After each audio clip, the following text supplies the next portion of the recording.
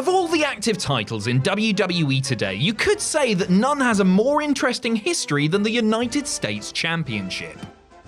The lineage of the title weaves its way through the NWA, WCW, and eventually WWE, featuring some of the most legendary names in the history of North American wrestling, and some not so legendary names as well. You'll be relieved to hear that the US title was not born in a fictional tournament in Rio de Janeiro, but an actual real-life tournament in Tallahassee, Florida. Its beginnings were relatively humble ones, being one of just several US titles under the NWA banner. But it's this one that lives on today, like the one surviving soldier of a depressing war epic. The longest surviving and most prestigious of all the US titles began life in 1975. It was then known as the NWA United States Heavyweight Championship and was based in the Mid-Atlantic territory ran by Jim Crockett. As the supposed title of the entire United States, it would soon go on to eclipse the Mid-Atlantic Heavyweight Championship as the top title in the promotion, which does make sense in fairness. The national championship should obviously be bigger than the regional one, no offense to the Carolinas, or Virginia, or whatever else is in the Mid-Atlantic territory. The lost city of Atlantis? As mentioned, it was only one of many US titles around the various territories of the NWA. As the years went on, however, all the other territories recognizing their own US champions faded away, leaving it the NWA's undisputed US title in 1981. It remained the top title in Mid-Atlantic until 1986, when Crockett gained control of the NWA World's Heavyweight Championship. That's when the US title became a second-tier prize, the position we traditionally know it as these days. When Ted Turner bought Jim Crockett Promotions and turned it into WCW, the title was renamed the WCW United States Heavyweight Championship.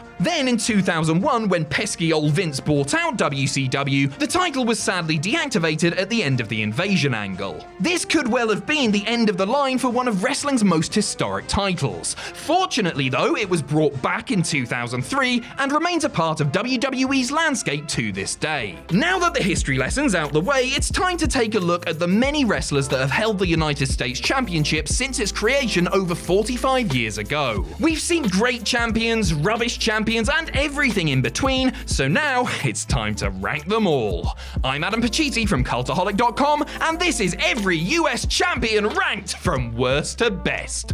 Join us! Number 97, David Flair. Sorry, David, but you were just awarded the belt by your dad, weren't you? Yes, when Ric Flair was on-screen WCW president in 1999, he stripped the title from Scott Steiner and simply gave it to his son. We all love a wacky authority figure, but when they start breaking the rules and doing whatever they want all the time, that's when wrestling stops being fun, really. Shane. David actually retained the belt successfully on pay-per-view against Dean Bloody Malenko, no less. We should mention, however, that he was helped out a lot by interference from the Nature Boy and Arn Anderson. In other words, his dad and his dad's mate helped him out. A few weeks after winning the title, Dave lost it to Chris Benoit on Nitro in perhaps the least inspiring of squash matches. So what was the point of any of this? Oh right, Vince Russo was in charge. That makes a lot of sense. You might be wondering, if he was always making such silly booking decisions, why didn't Russo just award himself the belt? That would have been a step too far, even for him. He only booked himself to win the world title, naturally. Number 96, One Man Gang. Yes, that's right, the mid-card staple of WWE's golden age and almost winner of the 1988 Royal Rumble has a US title reign to his name, in WCW no less, in 1995. One Man Gang won the title from New Japan star Kensuke Sasaki in strange circumstances. Remember when Big Show challenged Drew McIntyre supposedly right after WrestleMania had gone off the air? That's sort of what happened here, except WrestleMania was Starrcade 95, Drew was Sasaki, and Big Show was our boy, the One Man Gang. After the main event of Flair vs Savage, One Man Gang pinned Sasaki for the US title in a taped dark segment. The only problem? Sasaki kicked out. The match was restarted and the New Japan import got his win back, but the title was never awarded back to him. Great job, One Man Gang, we think. One Man Gang's defenses were less than spectacular, it's fair to say. He faced the likes of Super Giant Ninja and Disco Inferno before being pinned by Conan after falling over in the middle of his own power slam attempt. Still, better than David Flair though, so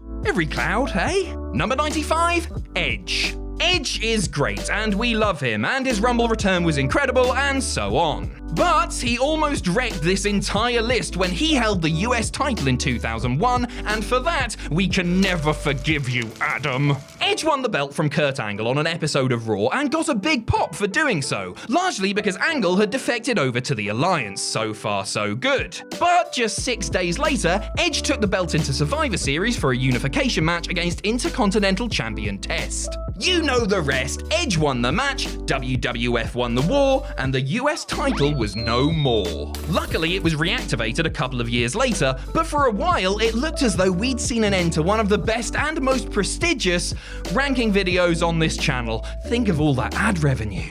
Number 94, Jinder Mahal. Jinder doesn't care that he's low on this list, let's face it. He's already a former WWE champion and a member of the greatest stable in WWE history, the three-man band. So it's probably fair to say that not even Jinder cared about winning the US title at WrestleMania 34. But win it, he did, pinning Rusev, the guy who everyone actually wanted to win, and we mean everyone. Apart from Vince McMahon, obviously. A week later, Jinder was drafted to Raw, beaten by Jeff Hardy that same night, and the belt was whisked back to SmackDown. Thanks for coming, Jinder. Number 93, Rey Mysterio. It may be a surprise to hear that the legendary Rey Mysterio won the US title very recently in his career, despite being around the belt in his WCW days and a lot of the 2000s as well. And not only that, but he probably shouldn't have won it at all. Rey took the belt from Samoa Joe at Money in the Bank 2019, despite Joe's shoulder being very clearly off the canvas. It was one of many weird moments on the night, including Shane McMahon beating The Miz by being too sweaty and slipping out of his shirt, and Brock Lesnar winning Money in the Bank despite not actually being in the match. But back to Rey, who unfortunately got injured and surrendered the title straight back to Samoa Joe. That's just not how it works, is it? Those aren't the rules. A few months later, Rey won a fatal four-way match on Raw to get an instant shot at champion AJ Styles, and not just that, but Rey beat him to become a two-time holder of the belt, with more than a little help from a certain Viper. Sadly, Rey's misfortune with the belt continued as he lost it to Andrade at a Madison Square Garden house show. So, in summary, he won it even though Joe's shoulder was up, lost it due to injury, won it back thanks to a huge assist from Randy Orton, and lost it off TV. Yikes. Number 92, Chris Kanyon. Kanyon should honestly have been treated better by WWE, although you could say that for almost every member of the Alliance around this time. But still, he was a charismatic performer and at least finds himself in the lineage of US champions. Kanyon was gifted the belt by Booker T during the Invasion angle because he already held the world title, so why would he want the smelly mid-card one as well? Although not the strongest title holder, Kanyon did become a double champ after winning tag gold alongside DDP before being absolutely destroyed by Kane and Undertaker in a cage at SummerSlam, but hey, it still counts. Unfortunately, Kanyon lost the US title shortly afterwards as well, dropping it to Tajiri on Raw. But hey, at least we've all got his big defense against Scotty 2 Hotty on Heat to look fondly back on. And speaking of the Japanese buzzsaw, number 91, Tajiri. So we already know that Tajiri won the title by beating Chris Kanyon on Raw, but we also have to mention that he did so thanks to the help of Tori Wilson at ringside. The very unique help, it has to be said. Tori went to hit Kanyon with the belt, but hit Tajiri by accident, and he kicked out at 2. We forgot Tajiri was being booked like Drew McIntyre back in 2001. Kanyon then tried a heelish rope-assisted pin, and Tori pointed out that his feet were on the ropes before they even were. Incredible foresight, what a manager. A quick green mist and a buzzsaw kick later, and Tajiri was champion, before losing to Rhino a couple of weeks later at Unforgiven. Number 90, Raven. Many of you may have clicked on this video expecting Raven to be bottom of the pile, but honestly, he had about as good a one-day reign as you can get. Raven won the belt from DDP at Spring Stampede in a Raven's Rules match. He did so with lots of help from the flock, which included Van Hammer, Billy Kidman, and most importantly of all, the Yeti! Sorry, no, by this stage he was called Reese. Just Reese. It was a frustrating match for fans of DDP, but an entertaining one nonetheless, and Raven would get his comeuppance just one night later. On Nitro, Raven lost the belt to Goldberg, who decimated not only his opponent, but the entire flock as well. At one point, Raven tried to escape through the crowd and was thrown back by plants. That's the sort of thing you want to see in pro wrestling. So despite Raven only enjoying a one-day reign, we can't bring ourselves to put him at the bottom of our list. Number 89, Shane Douglas. Shane Douglas took part in one of the most influential title changes of the 90s, throwing down the NWA World's Heavyweight Championship and helping to establish Extreme Championship Wrestling. Fast forward 6 or 7 years, and Douglas was now US champion, winning the belt at WCW Sin pay-per-view in 2001. Would this be just as influential and shocking a reign?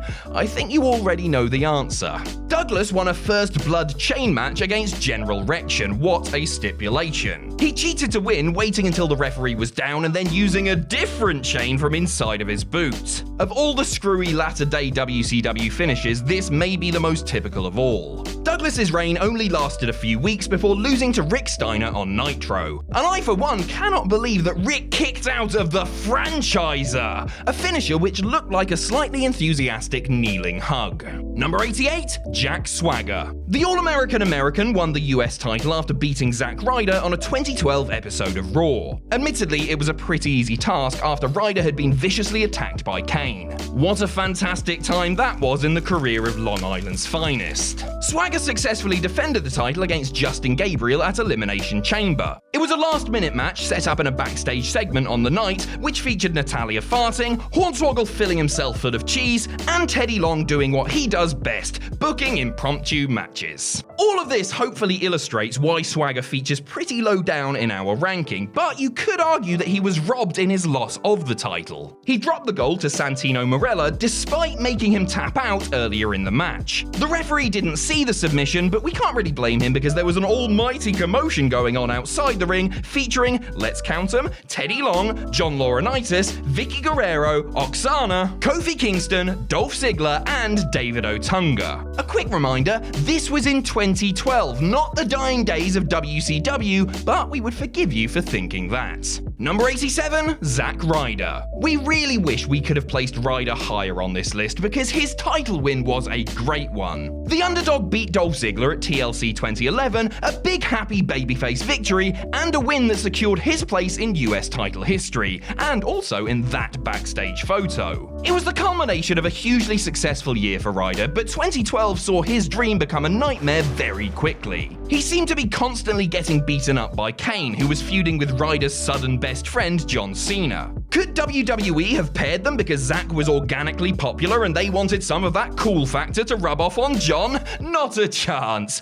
Probably, yes. But if that is indeed why WWE threw Cena and Ryder together, they went about achieving it in a very weird way. A rib injury at the hands of Kane led to Zack helplessly dropping the belt to Jack Swagger. Before long, Cena was stealing his girlfriend right in front of him, and he was getting pushed off the stage in a wheelchair. Still, the win over Ziggler was good, right guys? We gave you what you wanted! Yeah! Number 86, Scott Hall. On paper, Scott Hall is the most accomplished US champion in this video so far, with 2 reigns and a total of 66 days as champ. That doesn't sound too bad, but let's take a look at what actually happened. He beat Roddy Piper for the title at Super Brawl 9, and despite Hot Rod being way past his prime, Hall needed help from Kevin Nash, Disco Inferno, and a dirty rope-assisted pinfall. He then vacated the belt a couple of weeks later due to injury, so not a great start. But Hall's second reign is where the silliness really began. He got the title back later the same year, winning a 4-way ladder match on Nitro against Bret Hart, Goldberg, and Sid. The Hitman should have actually won, but Hall was helped out by, you guessed it, special guest referee Kevin Nash. He didn't even fully climb the ladder to retrieve the belt. Kev simply held it aloft as Scott crawled up a couple of rungs to grab it. The click is so cool and funny, aren't they?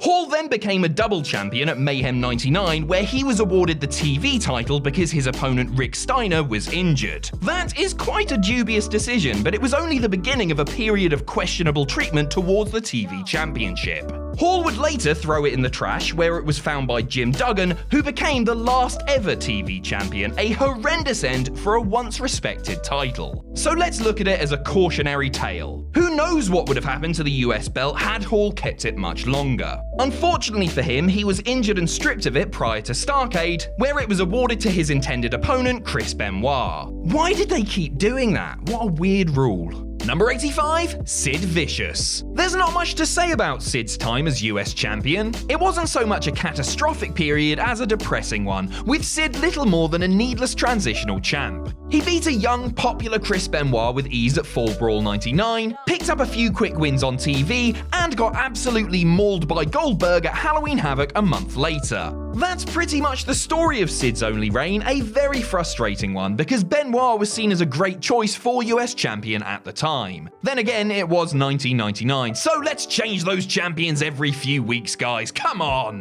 Number 84, R-Truth. Okay, so you know how R-Truth is John Cena's biggest fan? It's quite weird, isn't it? Although, in the context of R-Truth doing weird things, it probably ranks quite low. Anyway, rewind a bit, and part of Ron's tribute act was mimicking Cena's US Open challenge once he'd rolled up New Japan legend Shinsuke Nakamura for the title. To make matters worse, Truth was then immediately challenged by fan favourite Rusev and beat him as well. After a short burst of Open challenge buffoonery, Truth did lose the title in a four-way match a few weeks later, bringing an end to a very silly second reign. Oh yeah, we forgot to mention, he'd already won the title once before. Back in 2010, Truth was a brief transitional champion between Bret Hart and The Miz, and no, we've not made that up, we'll explain later. Anyway, both reigns were certainly unique and served as great examples of WWE's hilarious comedy booking in the modern era. Well, they do if you enjoy fun, which we absolutely do not. Number 83, General Rection. First of all, no giggling at the back. It was a rubbish ring name, and we're really annoyed that there's genuinely a US champion named after Willies. So, anyway, General Rection.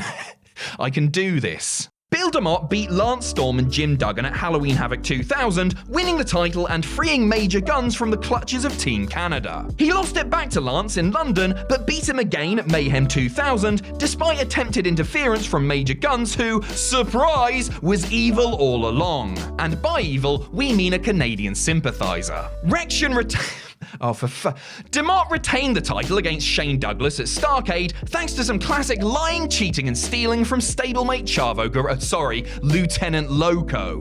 Finally, he lost the belt to Douglas in a rematch, and we never have to talk about the Misfits in action ever again. Phew. Number 82, Big Van Vader. Vader is great and ranked highly in our WCW World Title list, but as US champion, it was a different story. He beat Jim Duggan at Starrcade 94, and from that moment on was clearly above the title, and WCW never even pretended otherwise. There were only a handful of televised matches in his near 3-month reign, the win over Duggan being one of them, as well as defenses against Casey Thompson and the Patriot. Tricky challenges to overcome there, we're sure you'll agree. But why was there such little action in the US title scene around this time? Well, Vader was busy feuding with WCW champion Hulk Hogan, and despite failing to take the title from him, was clearly more at home in the main event picture. After all, he'd already been WCW champion several times by this stage. He was eventually stripped of the US title for attacking Dave Sullivan, a hugely redundant gimmick even by the standards of the time. You see, he was a massive Hulk Hogan fan, but get this, also the kayfabe brother of Kevin Sullivan.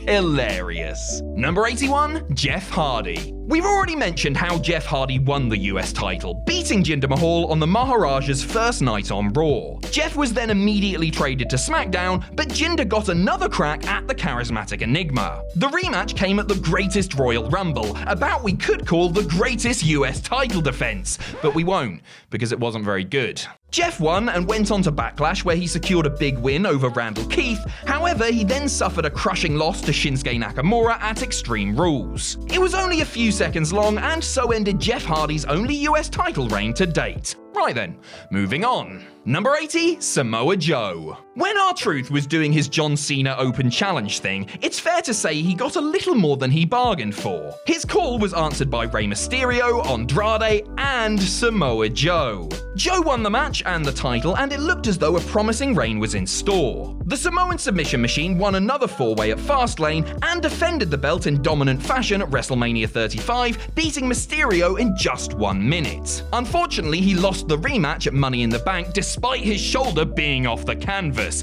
and no, we're still not letting that go. As we've discussed, Rey then got injured and voluntarily forfeited the title back to Joe, making him a 2-time champion, but then he got destroyed by Ricochet in seconds. This entry is a truly frustrating one because you can just tell that Joe would make a fantastic US champion if they gave him the time. Better than General Willie Shaft at the very least. Number 79, Shinsuke Nakamura. Shinsuke Nakamura is something of a specialist when it comes to elevating a secondary title. He is unquestionably the greatest IC champion in New Japan history, so when WWE put the US title on him, it seemed like a good move. Or it would have been had they not booked Shinsuke like that cousin you see once a year and don't have much in common with. I don't know anything about Magic the Gathering, Greg. What I mean by that is Nakamura was very much not the spotlight of SmackDown during his time as US champion. He even came across as lucky. Nakamura won the title by flagrantly attacking Jeff Hardy directly in the balls before their match at Extreme Rules 2018, and somehow it was just allowed to go ahead. One Kinshasa later, and Nakamura held the gold. He also won the rematch at SummerSlam, but then faded into the background, despite being one of the most charismatic and distinctive wrestlers of the decade. Okay, so he did wrestle some matches. There was the 2-minute TV defense against Ty Dillinger, and the match against Rusev on the Crown Jewel kickoff show. Whoa, WWE, don't push him too hard!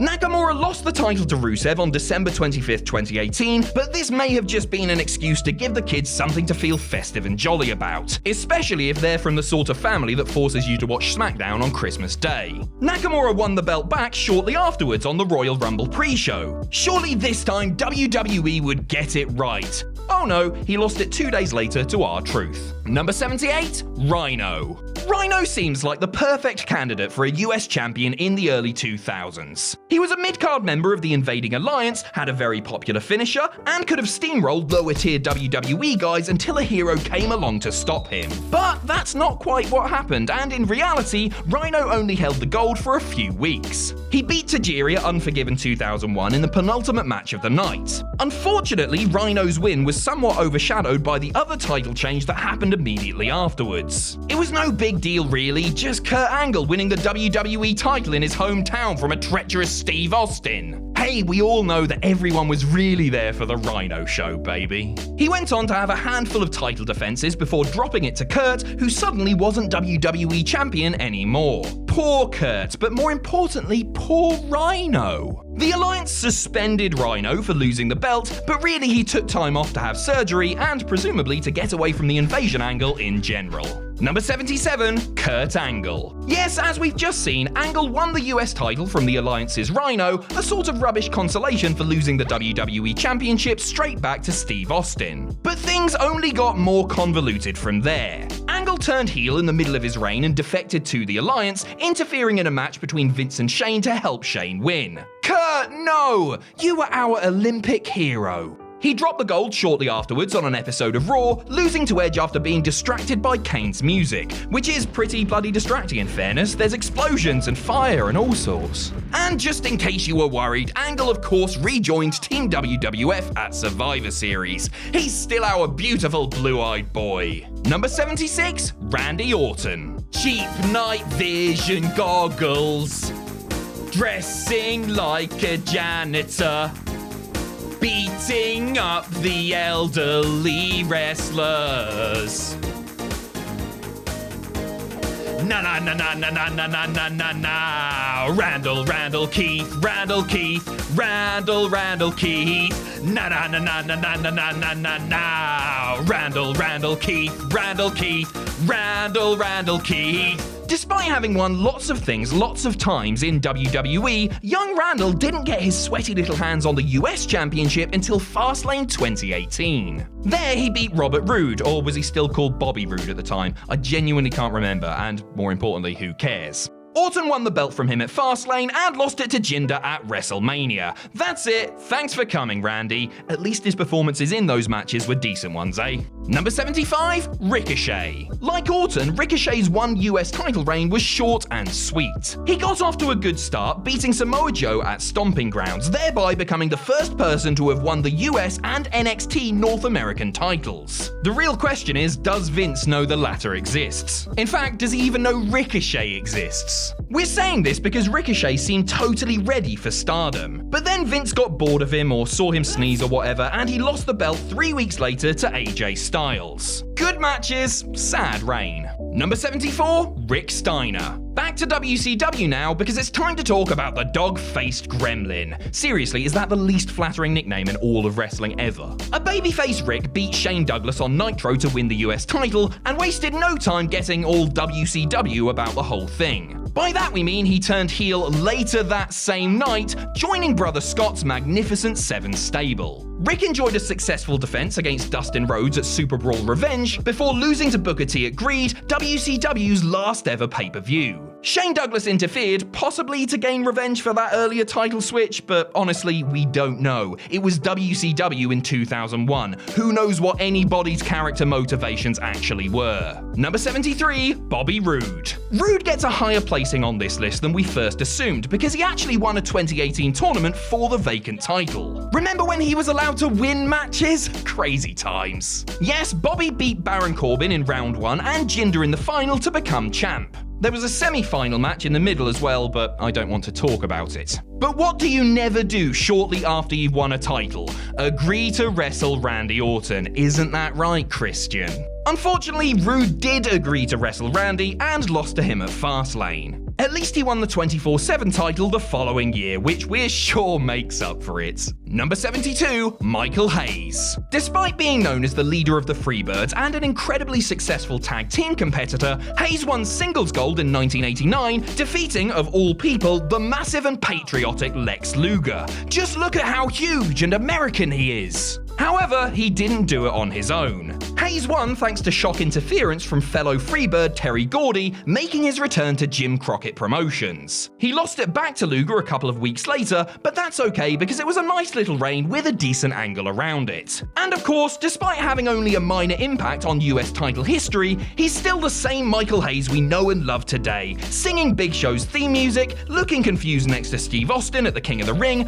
performing for way too long at the Hall of Fame, and all those other classic Michael Hayes moments. Number 71, Bobo Brazil. Now we're getting our first classic champion from way back in 1977. Bobo Brazil is an important figure in wrestling history, but a lesser known fact is that he was a bit of a collector of US titles. Remember, at this time, the US Championship was just one of several regional belts, and Bobo had his eye on them all. He held versions of the US title in San Francisco, Detroit, and of course the subject of this video, in the Mid-Atlantic territory. He was also the most prolific holder of the WWF United States Championship, with 7 reigns across its short history, 5 more than anybody else. But despite all of these successes, he only held this version of the US title for 22 days, defeating Blackjack Mulligan before losing to Ric Flair a few weeks later. Although a great and important figure when it came to breaking down racial barriers, Bobo's most significant days were not with this belt. I mean, he was in his 50s at the time. Winning the damn thing was impressive enough.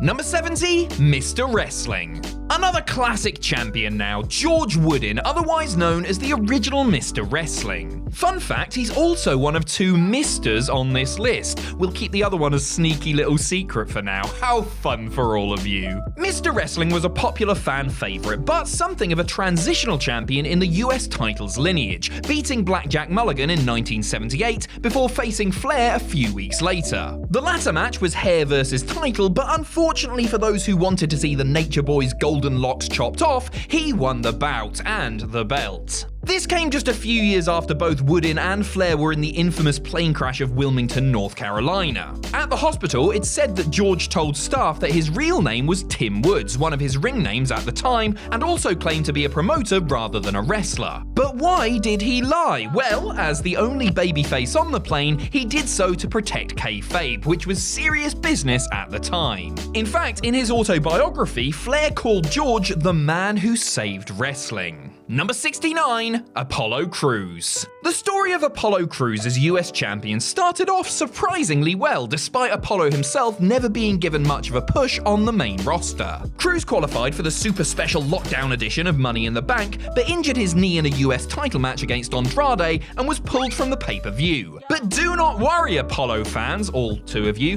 because there was a silver lining on the horizon. Crews recovered and beat Andrade for the belt. It was oddly straightforward and wholesome, almost like WWE have conditioned us to see our babyface heroes screwed at every opportunity. Apollo then had a short, friendly rivalry with Kevin Owens, before a much longer and not so friendly rivalry with Bobby Lashley. After several brave attempts at turning the bigger man away, Apollo eventually had his reign ended at Payback, and then his mate Cedric left to join the Hurt Business as well. Appalling behaviour, Mr. Alexander. Number 68, Baron Corbin. Here he is, the People's Champion, Big Bad Baron. In the wise words of Michael Cole, Corbin stole a victory at Hell in a Cell 2017, pinning Ty Dillinger in a triple threat to win AJ's title. Outright thievery. But funnily enough, despite not being the most glorious reign, Corbin's time with the belt was better than many would have expected. He beat Miz, the IC champion at the time, to secure SmackDown a point at Survivor Series. It's official, Baron Corbin loves the blue brand. But Mr. SmackDown would eventually lose the belt, dropping it to Dolph Ziggler at Clash of Champions. Still, when you imagine a Baron Corbin title reign, you would think it would be a worse booked affair than it actually was. And despite winning King of the Ring, Money in the Bank, and the Andre the Giant Memorial Battle Royal, it remains his only WWE title win at the time of recording. Number 67, Steve McMichael. Even the mere mention of the Four Horsemen conjures up some of the greatest names in wrestling history. Ric Flair, Arn Anderson, Tully Blanchard, and of course, Steve Mongo McMichael. Although never the most accomplished in-ring technician, Mongo certainly brought energy and passion to his matches and storylines, which is why he ranks surprisingly high here. Good for him. Mongo won the title after a bit of an emotional roller coaster. First, he kicked phony horseman Jeff Jarrett out of the stable. Get out of here, Jeff. You're not a real horseman like Steve is. Jarrett then got revenge by seducing Mongo's wife Deborah, but Mongo took something even better from Double J, a mid-level championship fought for in a fake sport. Who needs true love and happiness when you've got that? That's right, McMichael beat Jarrett for the US title at WCW's last ever Clash of the Champions, but Deborah tried to reconcile with him after the match. Steve said no because he's a real man, and goddammit, he's a real horseman. McMichael was still US champion by the time Fall Brawl rolled around, which meant war games between the Horsemen and the NWO. And honestly, Steve did not have a good time in this match. Kurt Hennig betrayed his stable and joined the New World Order, giving them a huge advantage in the match and forcing Mongo to surrender for his team. And then the NWO bashed Ric Flair's head in with the cage door, so a bad night at the office all round. To rub salt in the wound, Hennig beat McMichael for his title the next night on Nitro, bringing an end to a reign that, although short, was surprisingly packed full of drama. Number 66, Bobby Lashley. Now we move on to the current US champion at the time of recording, Big Bad Bobby Lashley. His only other reign happened back in 2006 and began when Lashley battered JBL in under 2 minutes. That is a decent way to start things, but unfortunately it didn't result in the longest or most eventful title reign. At the time, Lashley was tangled up in a feud with Booker T's court and lost the belt to Finlay a couple of months after winning it. Never mind. He's since won it again as part of MVP's stable, the Hurt Business, and with Shelton Benjamin and Cedric Alexander watching his back, he could easily be holding it for quite some time. Number 65, Seth Rollins. Sometime before he was too extreme for Hell in a Cell, it seemed like there was no stopping Seth Rollins. And until it was cut short by injury, the best year of his career was unquestionably 2015. After cashing in his Money in the Bank contract in the main event of WrestleMania, Rollins was on a tear as the top heel in the company. But that run looked like it could come to an end when he staked his WWE title against John Cena's US Championship at SummerSlam. The pair had a great back and forth match until the finish, which saw real-world TV man Jon Stewart screw Cena and help Rollins become a double champion. Still, the Architect had done it and held both belts until the rematch at Night of Champions. There, in a unique sequence of events, Seth lost the US title to Cena, but was forced to immediately recover and defend his WWE Championship against Sting, which he did, perhaps a little too effectively. Number 64, Terry Funk. After a rocky start to the US title's existence in 1975, it was up to Terry Funk to try to stabilize things, winning a tournament for the vacant belt. It didn't quite work, however, as he lost it just a couple of weeks later to Paul Jones, the man he'd beaten in the tournament final in the first place. There was a valid reason for this quick change, though. 2 weeks later, Funk would defeat Jack Briscoe in Florida to become the new NWA World's Heavyweight Champion. Despite not holding the US title for long, Funk's reign helped validate its existence as a crucial stepping stone to greater things. But that's not all, because he won it again, 24 years and 10 months later. Funk defeated Lance Storm at a WCW house show in his hometown of Amarillo, Texas, to what we imagine was a huge pop,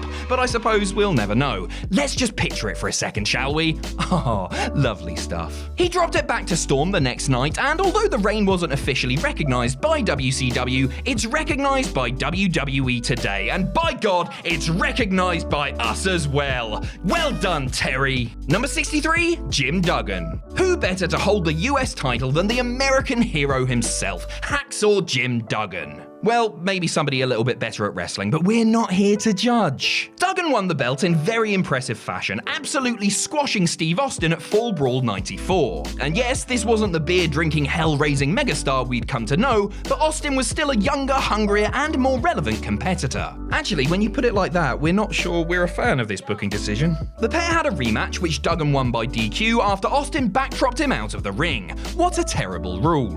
Hacksaw would hold the gold for an impressive 100 days until he ran into Vader at Starrcade 94. And unlike in the feud with Austin, here Duggan actually had to try. Sadly for Big Jim, it wasn't enough, as he lost thanks to interference from Vader's manager, Harley Race. Why is it that Duggan can never ever lose clean, even against Vader? Number 62, Jeff Jarrett. Jarrett should be higher on this list, but unfortunately he mostly held the belt during the latter days of WCW. The booking was not top-notch. Double J first won the US title as an awkward member of the Four Horsemen, beating Dean Malenko on Nitro. As we know, he was kicked out of the stable shortly afterwards, feuded with Steve McMichael, stole his wife, and ultimately lost the belt to him. So far, so pro wrestling. But perhaps sad at not being a proper horseman for reals, Jarrett went back to WWE despite them losing the war at the time. He endured a pretty torrid time up north before coming back to WCW in 1999, despite them losing the war by this point. Say what you want about Jeff Jarrett, he didn't half enjoy a challenge, you know. Now known as the Chosen One, Jarrett won his second US title by beating Chris Benoit in a ladder match on Nitro. He did this in such an Impact Wrestling way, despite Impact not existing yet, by pre-gimmicking a ladder so Benoit couldn't climb the rungs. I'm surprised the match wasn't sponsored by Panda Energy. Later that same night, he formed NWO 2000 with fellow champions Bret Hart, Kevin Nash, and Scott Hall. Remember, it's got 2000 on the end, so that means it's better. Jarrett was briefly stripped of the belt due to injury, but had it awarded back to him by now Commissioner Nash. It helps to have friends in high places, and it also helps to have bloody massive friends, e.g. the Harris brothers. They helped Jarrett retain the title until WCW's infamous reboot, in which all champions were stripped of their belts. That's right, Jeff lost the title one final time because Russo got bored. Questionable. Number 61, Bret Hart. Okay, so remember what we just said about Jeff Jarrett. He should be higher on this list, but his reigns were booked badly for the most part. Well, Bret Hart fans out there, look away now. Fresh off the Montreal screwjob, Bret was the hottest acquisition they could have possibly made. Moxley to AEW times 1,000. But instead of, booking him appropriately, WCW decided to turn Bret heel a load of times, despite nobody in their right mind wanting to boo the Hitman. Let's look at Bret's 5 US title reigns to get a sense of what happened here. Reign number 1. A fresh Bret beats a tired DDP for the vacant title with ease. He loses it to Luger a few weeks later. It's not the strongest start, but let's see what happened next. Reign number 2. Still a heel, Bret beats Luger a few days after losing it to him. Then at Fall Brawl 98, Bret loses the War Games match as part of Team NWO Hollywood. Humbled, he asks the fans for forgiveness and turns babyface, only to almost immediately turn heel again and lose the belt to DDP. Reign number 3. Are we still having fun? Bret lures DDP into a no DQ match by faking a groin injury, only for the Giant to ambush Page and help Bret easily win. A little while later, he loses it to Roddy Piper on a random Nitro in 1999. Reign number 4, which begins in a tournament for the vacant WCW World title. Goldberg faces Bret in the first round, which is also a US title defense for Big Bill. Bret wins when Sid interferes because apparently one of the greatest wrestlers ever can't win without help anymore. He loses it just a couple of weeks later in a ladder match involving Goldberg, Scott Hall, and Sid Vicious. It's worth pointing out at this stage that all of Bret's US title wins and losses in WCW happened on Thunder or Nitro, not a single one on pay-per-view. Reign number 5. Oh, and by the way, the year is now 2010. US champion The Miz gets to choose any Hart family member to defend the title against, and thinks he's being clever by choosing Bret. You should have gone for Bruce, Michael. Bret obviously wins with the help of Tyson Kidd and Davey Boy Jr. He vacates it the following week, finally taking a leaf out of Shawn Michaels' big book of politics. And so ends the tale of Bret Hart's time as United States champion. We're not here to suggest that Bret worsened the belt's reputation, because he surely improved its image by name value alone, but it's hard to argue that a single one of his reigns were booked well. Despite this, he's sometimes mentioned online as one of the greatest US champions of all time. And to that we say, you're not fooling us that easily, internet. Number 60, Kensuke Sasaki. In his heyday, Sasaki was a true New Japan powerhouse and one of the most successful stars in the promotion's history. He also occupies an important place in the lineage of the US title, being the first wrestler to win it outside of North America, beating Sting in Tokyo. After a brief pay-per-view defense against Chris Benoit at World War III, everything seemed to be going well for the Japanese bruiser. Then, at Starrcade 95 in Nashville, Tennessee, things got weird. Sasaki took part in the event, losing to Sting, but the title wasn't on the line. However, it was on the line in that post-show dark match against One Man Gang, which we mentioned a little earlier. Sasaki lost, WCW restarted the match, and he got his win back, but not the US title. WCW never corrected this weird off-air switcheroo, leading us to think that it may have been a big old Nashville screw job, or just a way of keeping Sasaki vaguely strong to appease New Japan while getting the title back in the hands of a regular roster member. Maybe that's a little more likely. Number 59, Finlay. Although a former TV champion and a WCW roster member for 6 years, Finlay had to wait until his WWE run to get his hands on US gold. He did so as a member of Booker T's court, stepping in as a hard Irish meat shield to defend his leader from Bobby Lashley. It actually worked as well, as Finlay shockingly beat Lashley in mid-2006 to win the title. He had a little help from Hornswoggle as well, naturally. Finlay went on to beat fellow court member William Regal at the 2006 Great American Bash before dropping it to number 58, Mr. Kennedy. We did say there was another Mr. on this list, a phrase we now realise sounds quite saucy. The Mr. in question is none other than... It still sounds weird, doesn't it? It's Mr. Kennedy, alright? We're talking about Mr. Kennedy. In August 2006, Kennedy was originally scheduled to face Finlay one-on-one for the title, but Teddy Long just couldn't resist getting involved, could he? Teddy made it a triple threat match, adding, The Undertaker, player! No, wait, Bobby Lashley. It was Lashley. Kennedy won the match and the belt, not even pinning the reigning champ, but rolling up Lashley and grabbing the tights. What a wily little boy. Kennedy then started lobbying to go to Raw, saying he'd already beaten everyone on SmackDown, and he sort of had. He'd even beaten Taker, the biggest name on the blue brand, on pay-per-view. Admittedly, it was a non-title match and he only won via DQ, but it still counts, alright? Teddy Long wasn't having it though, and threw Chris Benoit into the mix. Kennedy lost, and to this day, it remains his only WWE title reign ever. Number 57, Carlito. Carlito's one of those classic WWE cases of what could have been. He got off to a good start though, beating John Cena on his SmackDown debut for the US title, knocking Cena out with his own steel chain, the Indignity. Carlito was set to be pushed hard, and there were various reasons for this. He was charismatic, good in the ring, and as a cologne, had wrestling royalty in his veins. Unfortunately though, Carlito's US title reign was cut short after just 1 month due to injury. He still dropped the belt on camera though, a 25-second loss to Big Match John. Ouch. Number 56, Scott Steiner. We've already mentioned the dog-faced gremlin, now it's time to talk about the Big Bad Booty Daddy. I know which nickname I prefer, and in fact everyone at Cultaholic is contractually obliged to refer to me as the Big Bad Booty Daddy when addressing me in an official capacity. Scott Steiner first won the US title at Spring Stampede 99, using a foreign object to beat Booker T in a tournament final. He retained the gold at Slamboree against former ally Buff Bagwell, with help from an even older ally, and, you know, his actual brother, Rick. Unfortunately, the title had to be vacated when Big Poppa Pump picked up an injury, but he won it back at Spring Stampede 2000, again in the final of a tournament. Let's go through his tournament journey, since it all took place in one night. Fair warning, it's a bit weird. First, he beat the Wall by raking his eyes, which caused the blinded Wall to chokeslam the ref and earn himself a DQ. Then he beat Mike Awesome with help from Kevin Nash, and in the final he toppled Sting with help from Vampiro. Lots of help there, Scott must be a popular guy. Things only got weirder from there. At the Great American Bash, Steiner won a handicap match against Tank Abbott and Brother Rick in what can only be described as a teeny tiny cage. Look at the state of that. Steiner's second reign came to an end against Mike Awesome at Bash at the Beach, where he was warned that he would be stripped of the belt if he used the Steiner recliner. He used it anyway for some reason,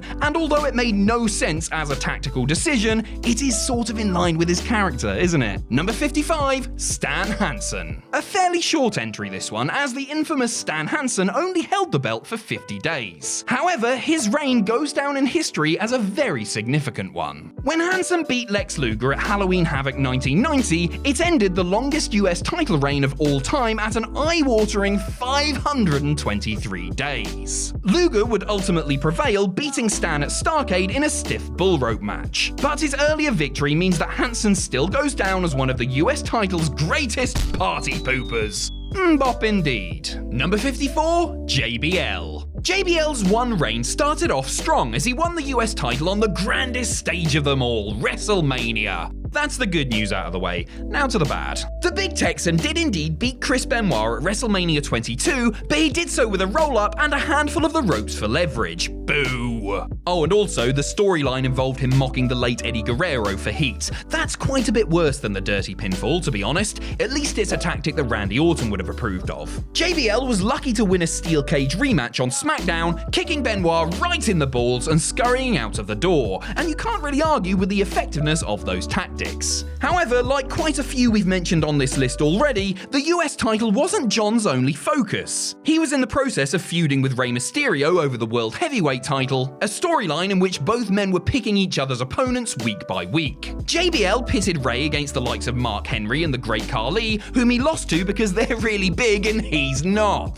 This tarnished Mysterio's time as champion, and it's still regarded as a weak world title reign to this day. However, Rey would get a measure of revenge, booking JBL against Bobby Lashley, who would easily defeat him for the US title. Everyone looks weak, hooray! Number 53, Big Show. At the time of recording, Big Show has only enjoyed one US title reign, but if you're watching this video even slightly in the future, who knows how many he's accrued? That man will not stop. Big Show won the belt in a brief but heated feud with Eddie Guerrero, one which centered around Eddie spraying Show with human sewage, one of our favorite Michael Cole-isms. Big Show gained a measure of revenge by slamming Eddie several times onto his own lowrider before taking his belt at No Mercy 2003, even despite Eddie furiously spamming the cheat button. Unfortunately, just like JBL, the belt wasn't totally the focus of Big Show's title reign, as he instead formed a strangely ineffective tag team with Brock Lesnar. You would think that they would win every match they ever competed in, but weirdly, they didn't. In fairness, around this time, Sho also beat Funaki in a Royal Rumble qualifier. Well done, mate. He carried the belt all the way to Mania with relatively few defenses before losing it to a young John Cena, and the rest, as they say, is history. Number 52, Matt Hardy. You know that feeling when you want to achieve something so badly, but in the end, it's not as good as you thought it would be, like owning a car or losing your virginity, I assume. That's sort of similar to when Matt Hardy finally got his hands on the US Championship. Matt was embroiled in a long and unique feud with then-champion MVP, and there were a lot of hoops Matt had to jump through in pursuit of the gold, including basketball, arm wrestling, and chess. The rivalry was cut short due to injury, but Matt returned at WrestleMania 24 to cost MVP the Money in the Bank ladder match before beating him for the title at Backlash. But after finally winning the title he'd fought so hard for, Matt's reign wasn't perhaps as glorious as he'd hoped. It was still decent as he picked up wins over a few of SmackDown's mid-card heels at the time, including Mr. Kennedy, Shelton Benjamin, and Chavo Guerrero, before being drafted to ECW. Shortly thereafter, he lost the belt to Shelton, sending it back to SmackDown and ending his reign just a few months in. Still, at least he got to show off his chess skills in front of an international audience, eh? Number 51, Dean Malenko. Malenko's US title win actually came about as a result of losing another belt, the WCW Cruiserweight Championship. He lost that to Syxx at Super Brawl 7 thanks to botched interference from Eddie Guerrero. So Dean decided to go after Eddie's belt instead, fair enough, and beat him at Uncensored 97 in a great contest, even if Syxx got involved in the ending. You are dealing with the X Factor after all. Malenko is renowned as one of the all-time technical greats, so his title defense against Chris Benoit at Spring Stampede should have been easy to book. Just let both guys go out there and tie each other in knots. Instead, the match featured interference from, here we go, Jacqueline, Jimmy Hart, Eddie Guerrero, Arn Anderson, and the Taskmaster himself, Kevin Sullivan. Each of these figures had slightly different motivations and loyalties, making everything a bit of an incoherent mess and ending the match in a double DQ. Malenko's reign was ended by Jeff Jarrett on a June edition of Nitro after, you guessed it, interference from Eddie Guerrero. Eddie, mate, what was your problem with poor little Dean? Number 50, Andrade. On the surface, Andrade seems like he's been dealt a pretty good hand in life. He's talented, successful, and won a truckload of accolades in CMLL before even setting foot in WWE. Good job he's an ugly bastard then, isn't it? Way! But despite seeming like a lucky so-and-so, you could argue that Andrade has the worst timing of any United States champion in history. First, let's talk about the start of his reign. Andrade beat Rey Mysterio at a Boxing Day house show in Madison Square Garden, and his reign slowly began to gather steam. He beat Rey in a quite terrifying ladder match on Raw and overcame Humberto Carrillo on the Royal Rumble kickoff show and then again at Elimination Chamber. It all seemed to be going fairly well. Then, well, we all know what happened, don't we? Lockdown ground everybody's momentum to a halt, including Andrade's. With WWE shuffling everything around in a desperate attempt to keep their product moving, he was left off the WrestleMania card. It should have been a landmark moment for Andrade, defending his title in a packed stadium full of fans, but that's what you get for becoming a champion in 2020, I guess. After Mania, things slowed down further for Andrade's reign. He feuded with new WWE champion Drew McIntyre, and by feuded with, we mean got his ass kicked by a lot. Having lost his winning ways and distracted by the presence of new stablemate Angel Garza, it wasn't long before he dropped the belt to Apollo Crews. Number 49, Santino Marella. In a weird way, WWE put the US title on Santino at the perfect time. Despite largely being a comedic buffoon, early 2012 was the peak of Marella's WWE run. He'd just come within a whisker of winning the Elimination Chamber and had a whole lot of momentum behind him. Santino won the belt from Jack Swagger in that very cluttered Raw segment we mentioned ages ago. The one with Teddy Long and Laurinaitis and Kofi and the Gobbledygooker and Headbanger Mosh? Honestly, we can't remember who was involved. This is a very long video. Anyway, the point is that Santino won and went on to captain Team Teddy at WrestleMania 28. They unfortunately lost to Team Johnny, but Santino successfully defended his title one night later on Raw, seeing off Swagger and Dolph Ziggler. He also beat David Otunga in London and The Miz on the pre-show of Extreme Rules. Miz cut a promo before the match complaining about being on the pre-show when he'd main evented 1 year earlier, and even though he was the heel, he sort of had a point. Despite a surprisingly strong start to the reign, Santino then decided to just forget about defending the belt. Instead, he busied himself by trying to become Mr. Money in the Bank, entering the tag division with Zack Ryder, and having a non-title tuxedo match against Ricardo Rodriguez. All equally worthwhile pursuits, I'm sure you'll agree. He eventually lost the belt to Cesaro on the SummerSlam pre-show, rounding off a reign which started off fairly well before slowly grinding to a halt. Number 48, Dustin Rhodes. We all love Dustin Rhodes, well, apart from Jake Hager, Lance Archer, and just about every other heel on the AEW roster. But most of us love him. Whether covering himself in gold paint and inappropriately touching his opponents, or simply lurking outside a child's bedroom window, he's certain to go down as one of the most beloved figures in wrestling history. But unfortunately, a young Dustin wasn't the strongest booked WCW champion ever when he won the belt in 1993. Not the worst, but it certainly could have been better. Rhodes beat Ricky Steamboat in a tournament final to claim Rick Rude's vacated belt, but it wasn't a glorious slaying of the dragon. He actually won by countout when Steamboat spilled to the outside and was attacked by Barry Windham. Dustin defended the title against Max Payne, who was subbing in for the injured Ron Simmons, and beat him via DQ. And you know what? I don't think it's too controversial to say they could have maybe had Dustin Rhodes get a decisive win over Max Payne. Rude came back looking for the belt he never lost, and the title was vacated after the pair pinned each other simultaneously. But Dustin won it again, beating Rude in a best-of-3 series, and never looked back. By never looked back, we mean he beat Paul Orndorff with a roll-up, and then lost to Steve Austin 2-0 in a 2 out of 3 falls match. A decent amount of time with the belt for Dustin, but hardly a glorious couple of reigns. Number 47, Orlando Jordan. Once upon a time, Orlando Jordan beats John Cena for a professional wrestling championship.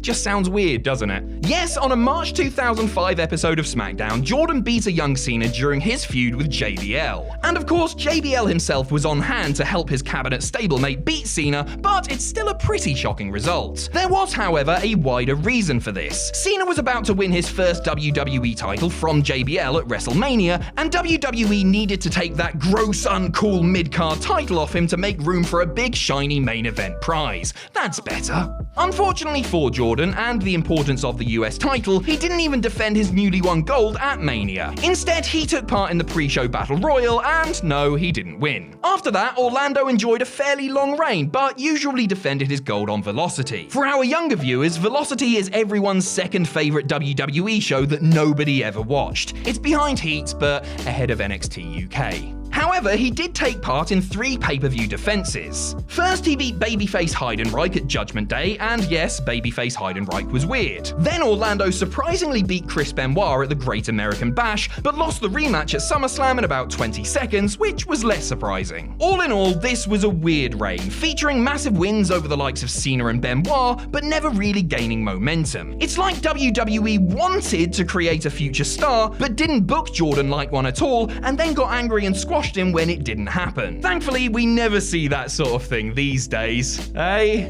Number 46, Kalisto. If you stumbled upon this video without knowing anything about the US title at all, but somehow retained your knowledge of everything else in wrestling, Kalisto's place on this list would probably take you by surprise the most. But against all odds, Kalisto's 2 US title reigns didn't last a day each, and they didn't utterly destroy the credibility of the belt. And that presumption isn't Kalisto's fault, of course, but the inconsistent way he's been booked for years in WWE. Admittedly, his first reign wasn't the best. Kalisto shockingly beat Del Rio on a January 2016 Raw before losing it back to him later in the week. However, he won the title back at Royal Rumble and started winning matches far beyond his usual capability. He beat Del Rio in a 2 out of 3 falls rematch at Fastlane on the pre-show, beat Ryback at WrestleMania on the pre-show, and beat Ryback again at Payback, yes, on the pre-show. Finally, Kalisto got himself a main card spot at Extreme Rules, and was easily destroyed by Rusev to end his reign. Still, he gave it a go, didn't he? Now on to his main rival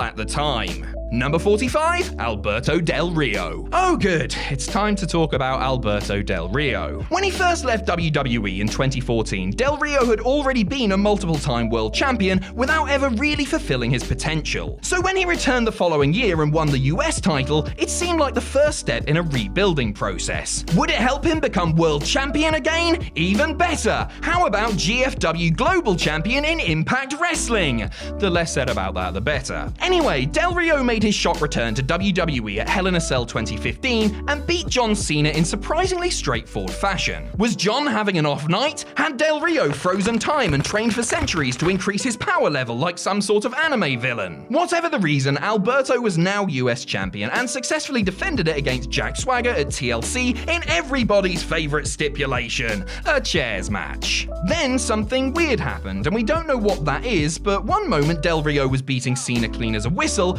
and the next he was dropping the belt to Kalisto on Raw. He won it back the following SmackDown, but lost it again at the Royal Rumble. Strange times. Well, no stranger than the majority of his career, to be honest. Number 44, Dolph Ziggler. Everyone's favourite wrestler with the surname Ziggler has enjoyed 2 US title reigns, his first coming in 2011 at Capital Punishment. Remember that pay-per-view? Great times. After choking out Kofi at that show, thereby bringing the title from SmackDown to Raw, Ziggler prepared to face a whole host of challengers on the red brand. Unfortunately for him, the brand extension rudely ended in the middle of his reign, inflating the number of wrestlers in the US title division. He gained a new friend in Jack Swagger and a new foe in, popular actor Hugh Jackman, who socked Ziggler in the face during a feud with Zack Ryder. It was this feud that would eventually end Dolph's reign at TLC 2011, which of course saw Zack pick up the emotional victory and celebrate with his father. Despite having a fairly strong first reign, Ziggler's second was a very weird one. He beat Baron Corbin and Bobby Roode at Clash of Champions 2017, only to leave the belt in the middle of the ring the following week. Authority figure Daniel Bryan declared the title vacant, and Ziggler disappeared for a while until entering at number 30 in the Royal Rumble. So that's why he gave up the title. Smart thinking, Dolphster. He lasted 2 minutes and was eliminated by Finn Balor. Number 43, Kevin Owens. If he was given a proper chance, we firmly believe that KO could be one of the greatest heel US champions of all time. He's good enough, charismatic enough, and Canadian enough to really make it work. On the other hand, you could argue that Owens has already been given enough chances. He is a 3-time champion after all. He beat Jericho for the belt at WrestleMania 33 in that perfectly acceptable match that Vince McMahon hated for some reason. Then he lost it back to Y2J at Payback before winning it again 2 nights later on SmackDown, utterly destroying Jericho in the process and writing him off TV. KO retained the title against AJ Styles at Backlash by trapping his leg in the announce table, thereby getting him counted out. So far, so good. But then he lost the belt at that place where mid-card title reigns are at most risk, an MSG house show. Then things got weird. Owens won the championship back from AJ at Battleground in a potentially botched finish. The pair exchanged pinfall attempts and submissions, which ended when KO pinned Styles, probably by accident. Fans debated whether the finish was deliberate or not before KO suspiciously lost the belt back to AJ 2 days later. So yes, we still think that Kevin Owens could be one of the greatest US champions of all time. It's just that things keep getting in the way. Number 42, Shelton Benjamin. Ah yes, the gold standard.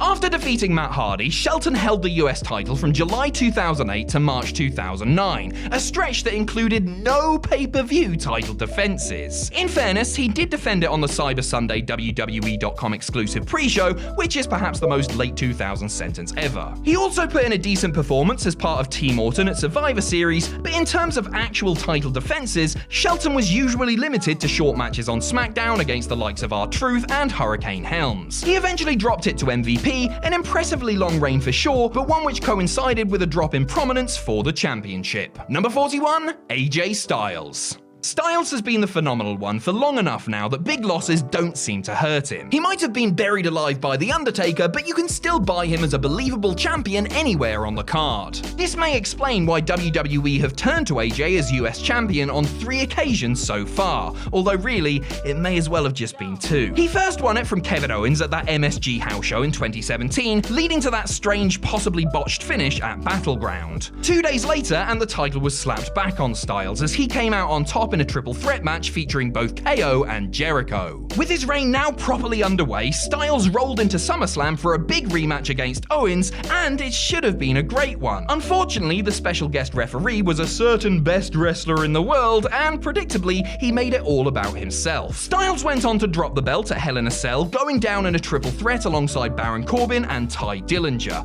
A weird combination of wrestlers there. But a couple of years later, AJ was back in the US title picture, this time as Vince McMahon's weird D-push enforcer. He took the gold from Ricochet shortly before the NXT call-up dropped drastically down the card, and then comprehensively outclassed Cedric Alexander. He did the same to Humberto Carrillo and even beat Ricochet again, before finally dropping the belt to one of WWE's deserving up-and-comers, Rey Mysterio. Number 40, Roman Reigns. Now we come on to the big dog, the tribal chief, Roman Reigns. But back when he was everybody's favourite wisecracking canine, Roman enjoyed a solitary stint with the US title. He beat Rusev for the belt at Clash of Champions 2016 before winning the rematch inside Hell in a Cell, where he powered out of a steel chain-assisted accolade. Classic babyface stuff. This may as well have happened at WrestleMania 2. The only problem was, it had only been a few months since Roman's mega push had cooled off, so quite a lot of the fans still hated him. He was put straight back in the main event scene anyway, challenging for Kevin Owens' Universal Championship. The plan to take KO's belt backfired as Reigns lost his own title to Chris Jericho in a handicap match against the two Canadian BFFs. And speaking of Y2J, number 39, Chris Jericho. Despite having more success than most over the course of his glittering career, Jericho only won the United States title fairly recently. And for the most part, he was mainly filling the role of Kevin Owens' sidekick, but as always, he turned it into gold. The pair had great chemistry, proving to be the real highlight of Monday Night Raw until the heartbreaking and brilliant Festival of Friendship segment. Unfortunately, despite giving us the feud we were all desperate for, WWE then decided to mess up the booking along the road to WrestleMania. Jericho cost Owens the Universal title at Fastlane, allowing Goldberg to win the belt, a decision that infuriated everybody not named Bill. From there, it was hot potato season. Jericho lost the US title to Kev at Mania, won it back in the rematch at Payback, and lost it to him 2 days later in the main event of SmackDown. Oh, Christopher.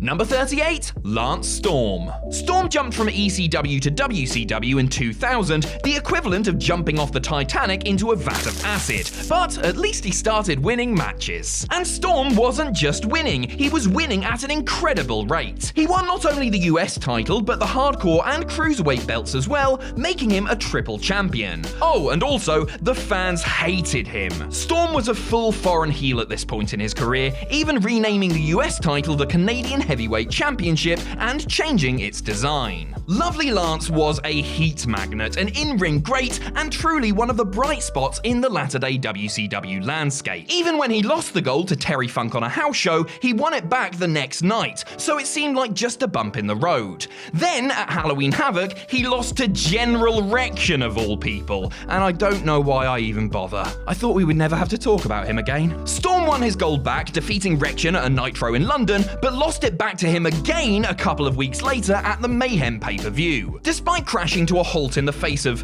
Rection, we have to give Lance props for making the championship a relevant part of WCW once again, even while everything else was heading for disaster. Number 37, Johnny Valentine. Now on to the second ever United States champion, who dethroned Harley Race in 1975 and packed quite a lot of defenses into his 3-month reign. Valentine wasn't beating mugs either, turning away challenges from the likes of Wahoo McDaniel, Ken Patera, and Dusty Rhodes. Unfortunately, Valentine's reign would end in tragic circumstances, the infamous plane crash that changed wrestling forever. Valentine's injuries forced him to retire from in-ring competition, and after a brief stint as a manager in Texas, he left the business altogether. However, happily for Johnny, that's not quite where his story with the US title ends. His son would go on to be a very prominent champion, as we'll see a little later on. Number 36, Conan. Conan's story with the US title is a fairly simple one, but vital nonetheless. He beat one-man gang in WCW to take possession of a belt which, let's be fair, wasn't exactly at the height of its prestige at this point. Thankfully though, Conan set about restoring the title's reputation as a work-rate belt. He improved its image slightly with pay-per-view victories against Eddie Guerrero and Jushin Thunder Liger, not a bad pair of rivals to defeat. However, after a decent reign of a few months, Conan lost the belt to Ric Flair at Bash at the Beach 96. Flair's feet were on the ropes, and just to make things extra certain, Conan had been KO'd by Woman's Shoe. Of course, Flair's victory was somewhat overshadowed by the other big event at Bash at the Beach 96. Steve McMichaels' big victory over Joe Gomez. Oh, and Hulk Hogan's heel turn, I suppose. Number 35, Goldberg. Right, no messing about, Bill. Win that belt, beat everyone in your path, and just keep going. And as we all know, that's exactly what Goldberg did. Big Bill won the US title from Raven on an April 98 episode of Nitro. It was a simple victory, but a thrilling one too, as Goldberg destroyed Raven and the entire flock en route to becoming champion. This win coincided with Goldberg's electrifying rise through the WCW ranks, so you know what to expect here. His reign consisted of quick and dominant victories, including pay-per-view wins over the likes of Perry Saturn at Slamboree and Conan at the Great American Bash. Unfortunately, Goldberg's success was also the undoing of his reign. Like Ultimate Warrior and the IC title a decade prior, Goldberg vacated his mid-card belt once he'd won the big one,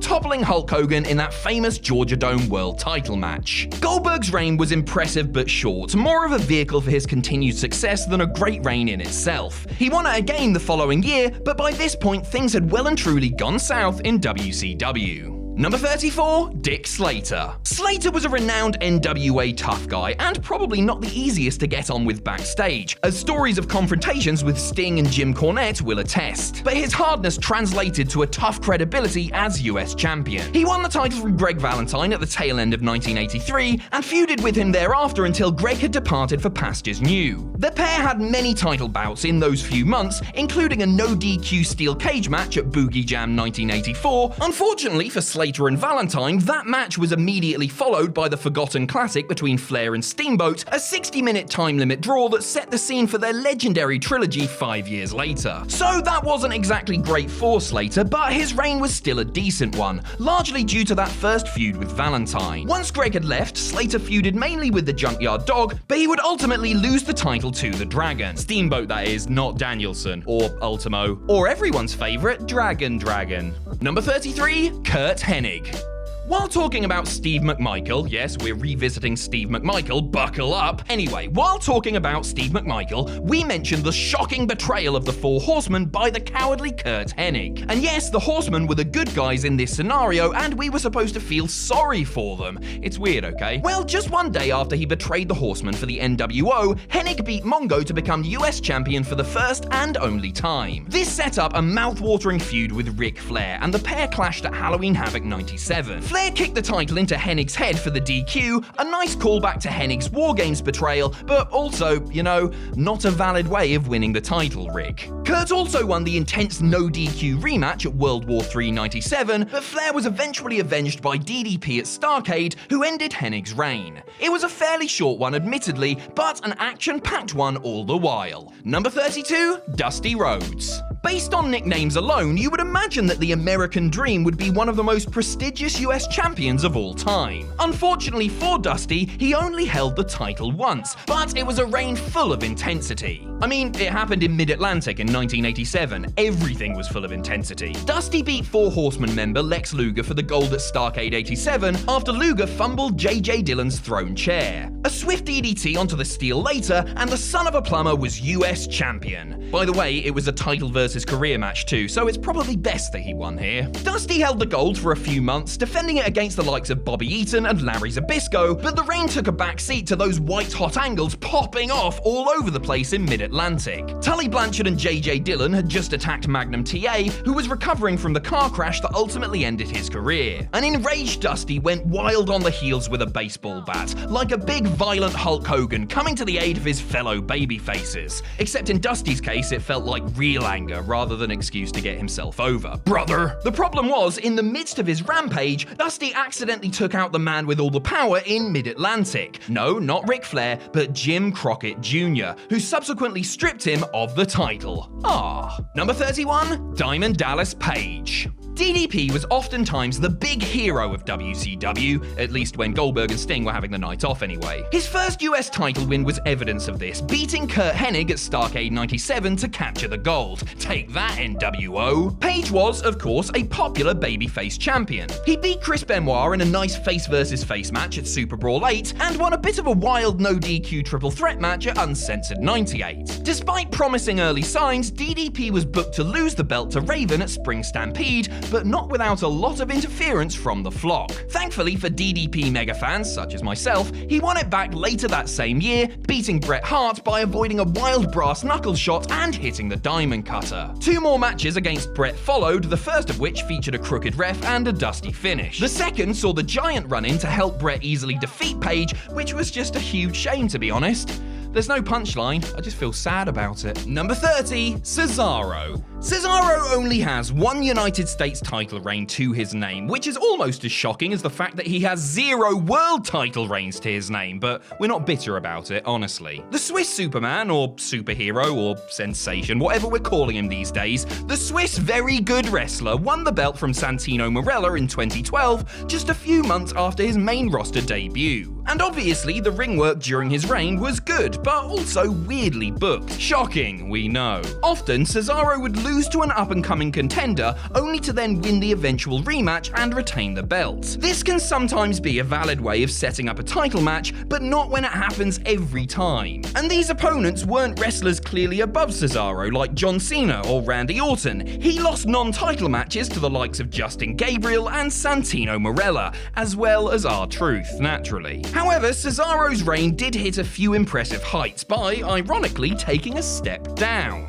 His best title defenses came on the shiny new NXT brand against the likes of Tyson Kidd and Adrian Neville. By the time he finally dropped the gold to Kofi Kingston after a 239-day reign, Cesaro hadn't just used it to elevate his own stature, he'd also helped out some of WWE's best and brightest upstarts. Number 29, Steve Austin. Now look, before you get excited, this was a slightly different Steve Austin to the one we know today. He had hair here, for example. Still, Austin's 2 US title reigns represent a key step in his pre-WWE career. He first won the championship at Starrcade 93, beating Dustin Rhodes in a 2 out of 3 falls match by, quite frankly, cheating a lot. He won the first fall by DQ and the second by grabbing the tights. Unconvincing, but it got the job done. Austin held the title for much of 1994 and certainly had his fair share of ups and downs. One underwhelming moment would be defeating the Great Muta by getting backdropped out of the ring. Still, the best match of the reign has to be Austin's victory over Ricky Steamboat at Bash at the Beach, getting his feet on the ropes after an intense bout. He lost the title in a rematch to Steamboat at Clash of the Champions 28, and even though another match between the two was scheduled for Fall Brawl, injury prevented the Dragon from competing. Austin was awarded the title as a result before losing immediately to Hacksaw Jim Duggan, who beat him in seconds with a backdrop and a splash. It remains the shortest reign in US title history. Still, he was never going to go on and do anything of note, was he? Number 28, Paul Jones.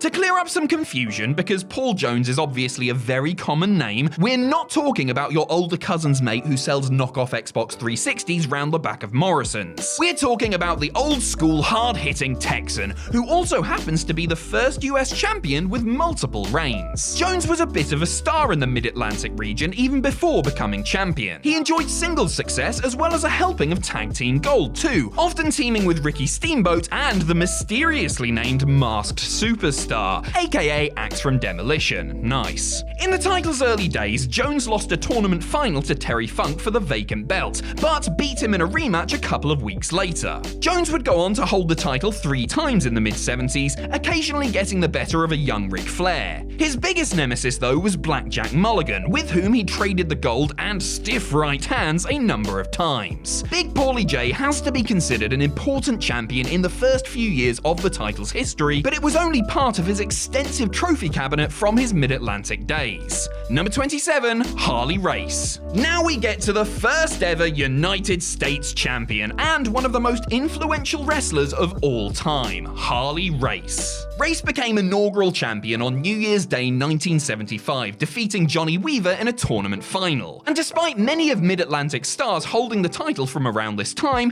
Weaver would never etch his name into US title history. That's sad. Race, though, was clearly the right choice to be the inaugural champion, a competitor as tough and legitimate as they come. On the negative side, the belt was something of a stepping stone for Harley, who really just wanted the NWA World title back. Ultimately, he held the US Championship for 6 months before losing it to Johnny Valentine, and then of course went on to get the NWA's top prize back around his waist. In fact, he would go on to hold the NWA Championship 8 times for close to 2,000 combined days, so yeah, he did alright in the end. Number 26, Rick Rude. Rick Rude's circumstances in 1991 were certainly interesting. He was coming back south after his fondly remembered WWE heel run, now joining the new WCW promotion. Not just that, but he was now a member of Paulie Dangerously's Dangerous Alliance stable, also featuring the likes of Arn Anderson, Medusa, and a certain stunning Steve Austin. Rude won the US title at Clash of the Champions 17, defeating Sting in infuriating fashion. But in the right way, it was the right sort of heat. Actually, in the pre-internet age, all heat was the right sort of heat. Basically, the fans wanted to hurt him, and that was a good thing because wrestling is weird. Rude went on to have the second longest reign in the history of the title to this day at 378 days. Unfortunately, despite being gargantuan, it wasn't the most eventful time. Rude only had one pay-per-view defense of the gold, which came at Super Brawl 2 against Ricky Steamboat. Heyman helped Rude win by, and we're not making this up, disguising himself as a ninja ally of Steamboat's and twatting him with his big 90s phone. Unfortunately, the rest of Rude's reign wasn't fought against top-level opposition. We're talking about the likes of Eric Watts, Tommy Angel, and the Italian Stallion. Not that one, the other one. Rude was eventually forced to vacate the title after a legitimate neck injury. Still, it remains a historic reign, just not the most enthralling. Number 25, Sheamus. It's safe to say that Sheamus has won it all, apart from the IC title at the time of recording. Multiple WWE title reigns? Check. The World Heavyweight Championship? You bet. Wrestling Observer's Most Improved Award for 2010? Tick it off the list. So, unsurprisingly, Sheamus is also a former US champion. He first won it in the spring of 2011, beating Daniel Bryan to snap a losing streak with his career on the line. No pressure there. Unfortunately though, WWE didn't book Sheamus a title defense on the main card of WrestleMania 27. He instead defended it on the pre-show in a lumberjack match, which was called off when the lumberjacks started brawling. Great. The Celtic Warrior was then drafted to SmackDown and lost the belt to Kofi shortly afterwards, but his second reign would begin in much more impressive fashion. Come 2014, and Sheamus managed to win a 20-man battle royal to end Dean Ambrose's near-year-long reign, last eliminating the Lunatic Fringe himself. He defended the title against future tag partner Cesaro in impressive matches at Payback and Night of Champions. He also beat Miz at Hell in a Cell, but ran out of steam and lost it to Rusev. Where, you ask? On a network exclusive match that took place after a November episode of Raw. Oh, Sheamus. Number 24, Eddie Guerrero.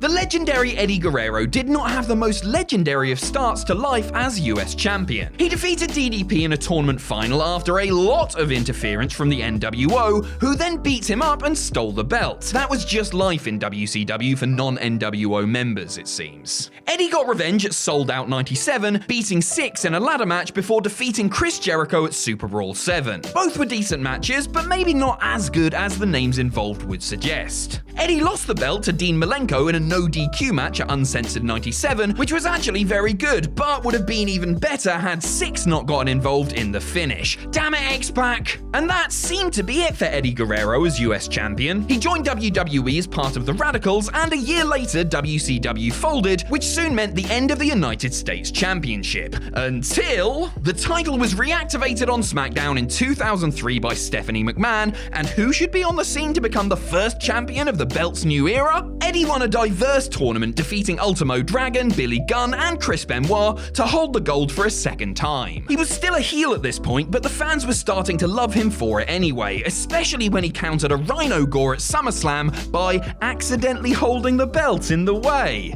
Hey, if it works, it works. A very natural babyface turn followed, as did a victory over John Cena in a parking lot brawl, with help from a returning Chavo Guerrero. The pair would then win the tag titles the following week, making Eddie a very popular double champion. He then embarked on a brief but heated feud with The Big Show, which included an angle where Eddie sprayed Show with human sewage, according to commentary. If you had human sewage on your Michael Cole bingo cards, cross it off now. It's just between local medical facility and boss time. Big Show gained revenge, slamming Eddie several times into his own lowrider before defeating him at No Mercy 2003. Number 23, Daniel Bryan. Oh yeah, it's time to talk about our boy, D-Bry. No messing about at all, Bryan won the US title by beating Miz at Night of Champions 2010, and everyone loved it. Yeah! He retained against Miz and Morrison in a submissions count anywhere match at Hell in a Cell, which is honestly a weird stipulation, but Bryan still won, so everyone loved it. Yeah! On to bragging rights, where Bryan beat IC title holder Dolph Ziggler in a great champion versus champion match, and everyone loves it. Yeah!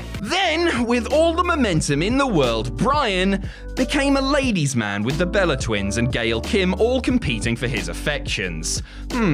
Everyone doesn't love it. With the best wrestler in the world being booked as an awkward Casanova, it wasn't long before Bryan lost to the man who can always be relied upon to beat him when it matters most. Daniel Bryan defeating specialist Sheamus. Number 22, The Miz. Now we move on from Daniel Bryan to his bestest buddy in the entire world, Mike The Miz. Miz won the US title from Kofi Kingston in October 2009, making him a singles champion in WWE for the first time ever. He then beat former tag partner Morrison at bragging rights in another of those mid-card champion inter-promotional clashes, which always matter absolutely loads. From there, Miz's reign saw him defend the title in fairly short TV matches against the likes of Mark Henry, Evan Bourne, and MVP. He also beat MVP at the Rumble and the Elimination Chamber, the latter coming after help from new BFF, The Big Show. Unfortunately, this meant that the US title now took a backseat to Miz's tag exploits, as he and Show became unified tag team champions. And this is just asking for somebody to furiously correct me in the comments, but I believe this made Miz the first triple champion in WWE history, holding the US, World Tag Team, and WWE tag titles simultaneously. Things turned sour for Miz shortly afterwards, as Show broke up the team after they dropped the tag belts. His US title would shortly follow, which was transitioned onto Bret Hart of all people. Thankfully, Miz won it back the following month. He did so in a Fatal 4-Way on Raw, and then defended it in a singles match as Fatal 4-Way. It sounds like a riddle, but it's not, we promise. At this point, sadly, the US title again took a back seat, this time to Miz's Money in the Bank briefcase. However, he did at least drop it in crowd-pleasing fashion to Daniel Bryan, given their history on NXT. Number 21, Kofi Kingston. SOS! I hear them shouting. SOS! I'm US champion! Those are definitely the lyrics to Kofi Kingston's old theme. I'm serious right now. It would have therefore been awkward if Kofi had never won the title in his WWE career, but thankfully he has done. 3 times, in fact. He first won it from MVP in 2009 and became a fighting babyface champion. He won various multi-man matches on pay-per-view, often relying on the Trouble in Paradise to pick up a flash victory against the likes of Regal, Carlito, Swagger, and The Miz. Kofi's luck ran out against The Miz, but he won it back a couple of years later at Extreme Rules 2011. There he won a tables match against SmackDown superstar Sheamus, bringing the title back with him to Monday Night Raw. This reign wasn't as impressive, however, as Dolph Ziggler beat Kofi a month later, making him pass out in a sleeper hold. Dolph is a legitimately dangerous Raw Underground shoot fighter after all. Thankfully, Kofi's third reign was a return to the quality of his first. He toppled Cesaro on a 2013 episode of Raw, defended it in an excellent rematch on Main Event of all places, before losing to Ambrose at Extreme Rules. All in all, a good effort from Mr. Kingston, but of course, he would go on to prove that his ceiling was far higher than we'd ever expected. Number 20, Rusev. So slightly earlier when we were talking about Sheamus, we mentioned that he lost the US title on a post-Raw match that aired on the WWE Network. The winner of that match was Rusev, which means that Rusev alone is responsible for the growth of the WWE Network into the sprawling medium it is today. Well done, mate. Now get off Twitch and win that AEW World Championship already. Rusev's first meaningful feud came against Mr. America himself. No, not that one. John Cena, we mean. And Rusev was able to render him entirely unconscious with the accolade. A huge push seemed to be on the horizon, but then he lost the rematch at WrestleMania 31 to Cena and the entirety of America, so...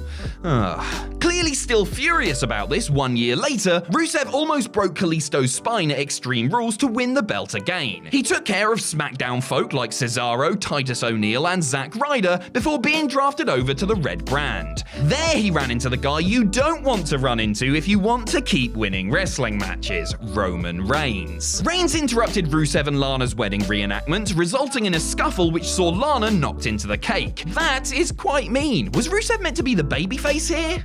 An incensed Rusev attacked Reigns at SummerSlam before losing the belt at Clash of Champions, but he would still win it one more time. That victory should have happened at WrestleMania 34, when literally everybody was behind the concept of Rusev Day. Instead, Jinder won it. LOL! The Bulgarian Brute did finally win it on the Christmas Day SmackDown though, beating Shinsuke Nakamura before losing it back to him on the Royal Rumble pre-show. Honestly, there were quite a few good moments here, but Rusev really had the potential to be right in the upper reaches of this list. Sadly, WWE always seem to miss the boat. Number 19, Booker T. Four-time. He held it 4 times is what I'm getting at here. Booker T was the last US champion in WCW's lifespan, beating Rick Steiner for the belt on the promotion's final pay-per-view before defeating the other Steiner on the last ever Nitro to become world champion as well. Unfortunately, although Booker was one of the only WCW stars to arguably benefit from the invasion angle, it didn't spell good things for his US title reign. He didn't even lose the belt, he just gave it to Chris Kanyon and didn't see it again for 3 years. Booker's second reign came along in the summer of 2004, where he won an 8-man elimination match, last eliminating John Cena and RVD within seconds of each other. Crikey, Booker, steady on, you big bloody winning machine! Oh, it says here that he did actually lose the title to Cena. That's awkward, sorry. His third reign came in 2005, beating Benoit with help from wife Charmel, but the title was then stripped after a double pinfall storyline, because Lord knows we all love those. The vacant title issue was solved by a best-of-7 series between Booker and Benoit, but it got a bit complicated. Booker raced out to a 3-1 lead and then got injured, which meant that Randy Orton stepped in his place. Orton won the series 4-3 with interference from Booker himself, naturally, who became a 4-time champion as a result. Benoit won it back shortly afterwards, but we like to imagine that Booker still has his eye on the US title even today. He just needs to make it 5 reigns and won't stop until he does so. Number 18, Jimmy Snuka. Snuka won the US title about a year after first arriving in the Mid-Atlantic territory, having previously wrestled for the NWA in Texas and out on the West Coast. There he, oh god, another tournament for a vacant title. I can't take this anymore. There he defeated Ricky Steamboat in the final of a tournament, blah blah blah blah. Anyway, the reason it had been vacated was because Ric Flair, the previous champion, had become tag team champion alongside Blackjack Mulligan in 1979. It's a reminder that at this time, the US title was still only a regional championship, and those big bad NWA titles definitely took precedence. Snuka didn't care though, and embarked on a 233-day reign, defending it primarily against Steamboat and Flair. He often had the better of the Dragon, but lost to him in a couple of champion versus champion matches when Ricky was the TV title holder. You just know that that's cost Snuka a couple of places on this list, because we're a sucker for maintaining the prestige of the belt, Jimmy. Snuka eventually lost the title to Flair in April 1980 and never won it again, heading off to New York and the WWE a couple of years later. Number 17, Tully Blanchard. Sometimes there are heels in wrestling, and sometimes there are heels. Tully Blanchard was coming off the back of a bloody and intense feud with Dusty Rhodes over the NWA TV title when he was thrust straight into another bloody and intense feud with Magnum TA. This rivalry, and we'll talk about it more later, has become the stuff of US US champion legend. So despite only holding the title once and only being champion for a few months, we had to put Tully somewhere near the top of this list. Blanchard beat Magnum for the gold in July 1985 after being given a foreign object by manager Baby Doll, who was disguised as a security guard. Ocean's 11, eat your heart out. He held it for the remainder of the summer and into November, a truly despicable Southern heel champion, despite being born in Canada, but you know what I mean. Tully lost the belt back to Magnum TA in a now legendary steel cage I Quit match at Starrcade. The rivalry, and indeed this match, has gone down in history far more than Tully's one reign itself, but he didn't just clash with Magnum around this time, also defending against the likes of Terry Taylor and Ron Garvin. But for obvious reasons, it's those battles with Magnum that stand out the most. Number 16, Sting. 1991 was an eventful year for WCW. They broke away from the NWA at the beginning of the year, and in the summer, their first independently recognized champion fell out with management and left for the WWE. Lex Luger was shoehorned into the new role as the top star in the promotion, but in becoming WCW World Heavyweight Champion, he was forced to vacate the US title. So who would be WCW's number 2? Enter Sting, hot off an intense tag team run with Luger and a singles feud with Nikita Koloff. The crowd favorite rode this momentum to a tournament victory for Luger's vacated title, defeating Austin in the fight. Wait a second, another tournament! This is a joke, an actual joke. Sting held the title for a few months before losing to Rick Rude at Clash of the Champions 17, part of a one-night angle which worked to perfection. Sting had been jumped earlier in the evening by Luger, went to hospital, came back, and lost the title to Rude in a short but electric match. He didn't win it again until 1995, beating Meng in a tournament fight-off. You have got to be kidding me. Sting defended the US champion on the first ever Nitro against Flair, but Arn Anderson ruined the match by attacking the Nature Boy. Still, it's a cool stat, especially as it's the matchup Flair and Sting would repeat on the final ever episode of Nitro 2. Around this time, Sting also took part in the hilariously awful Fall Brawl 95 War Games match as part of the Camo Crew with Hogan, Savage, and Luger. Later, he was persuaded to join forces with Flair, only for Flair to immediately turn on Sting and reform the Horsemen. That is a very Sting thing to do, we have to admit. Alongside these high-profile storylines, he was still US champ too, a 5-month reign which eventually ended in defeat to Kensuke Sasaki in Japan. Number 15, Dean Ambrose. Who even likes Jon Moxley anyway? We miss the days of Dean Ambrose pulling pranks and squirting condiments on people, the crazy little scamp. Thankfully, Dean Ambrose's one US title reign came before his wacky babyface run, when he was still the snarling de facto leader of the Shield. And even though he was often backed up by Rollins and Reigns, Ambrose sent his stablemates to the back at Extreme Rules 2013 before defeating Kofi Kingston on his own to win the gold. The same can't be said of his early defenses, however, which often saw interference from his fellow Hounds of Justice. Ambrose's reign was a long one, stretching 350 days, and was a real mixed bag. He had convincing wins, such as when he forced a countout against Kane by driving the Big Red Machine's head into the floor, but he also used cheaper tactics, getting DQ'd against RVD and taking a deliberate countout loss against Big E. Things picked up in 2014 when Ambrose had a strong showing in the Royal Rumble and took part in the excellent Shield vs. Wyatt family feud. The Shield's face turn followed, as did that emphatic win over Kane and the New Age Outlaws at Mania, and a big victory over Evolution at Extreme Rules. Unfortunately, Ambrose's reign ended the very next night on Raw. Triple H forced him to defend the title in a battle royal, and he was unable to overcome the odds, getting eliminated by Sheamus right at the end. Still, the Lunatic Fringe's one reign restored a lot of prestige to a title that has often needed a boost in the modern age. It also remains the longest reign under the WWE banner, so a decent effort from Ambrose all in all. Now get out there and feud with Nia Jax, you big joker. Number 14, Barry Windham. Even if you didn't know that Barry Windham was once United States champion, you'd bet your house on it, right? Some wrestlers just seem like they've been US champion before, and Big Baz is certainly one of them. Windham won the belt in 1988, shortly after turning on tag partner Lex Luger and joining the Four Horsemen. This betrayal signaled a change in attitude for Windham, who began wearing that infamous black glove and using his father's clawhold finisher. More on the elder Wyndham a little bit later, by the way. Wyndham's title win came in the final of a tournament for the vacant belt. Stop me if you've heard that one before. He defeated Nikita Koloff and embarked on a strong 9-month reign, defending the championship against the likes of Sting, Dr. Death Steve Williams, and even a young Bam Bam Bigelow. But it was Karma that would eventually defeat Wyndham. Well, Karma and Lex Luger, the man he'd betrayed all those months ago. Number 13, Sergeant Slaughter. Listen up, maggots! Only joking, it's still me, your friendly host, Adam Pacitti. Sergeant Slaughter came to Mid-Atlantic in 1981 on a hot streak, having just finished a successful heel run in WWE, culminating in an intense rivalry with Pat Patterson. And it didn't take long for Slaughter to carry this momentum into Jim Crockett Promotions. In his first month, he wasted no time winning the US title, and you'll never bloody guess what, it was in a tournament for the vacant belt, with Slaughter last defeating Ricky Steamboat. Slaughter would hold the belt for 7 months, although it probably felt like an even longer reign to fans at the time. The heel would infuriate audiences by retaining against all comers, including Jake the Snake Roberts, Jack Briscoe, Blackjack Mulligan, and Blackjack Mulligan Jr., aka Barry Windham. And when Slaughter finally did lose the belt to Wahoo McDaniel, it only took him a couple of weeks to get it back. McDaniel didn't give up, however, and raised the stakes. What's that? An Indian strap match with a hair versus title stipulation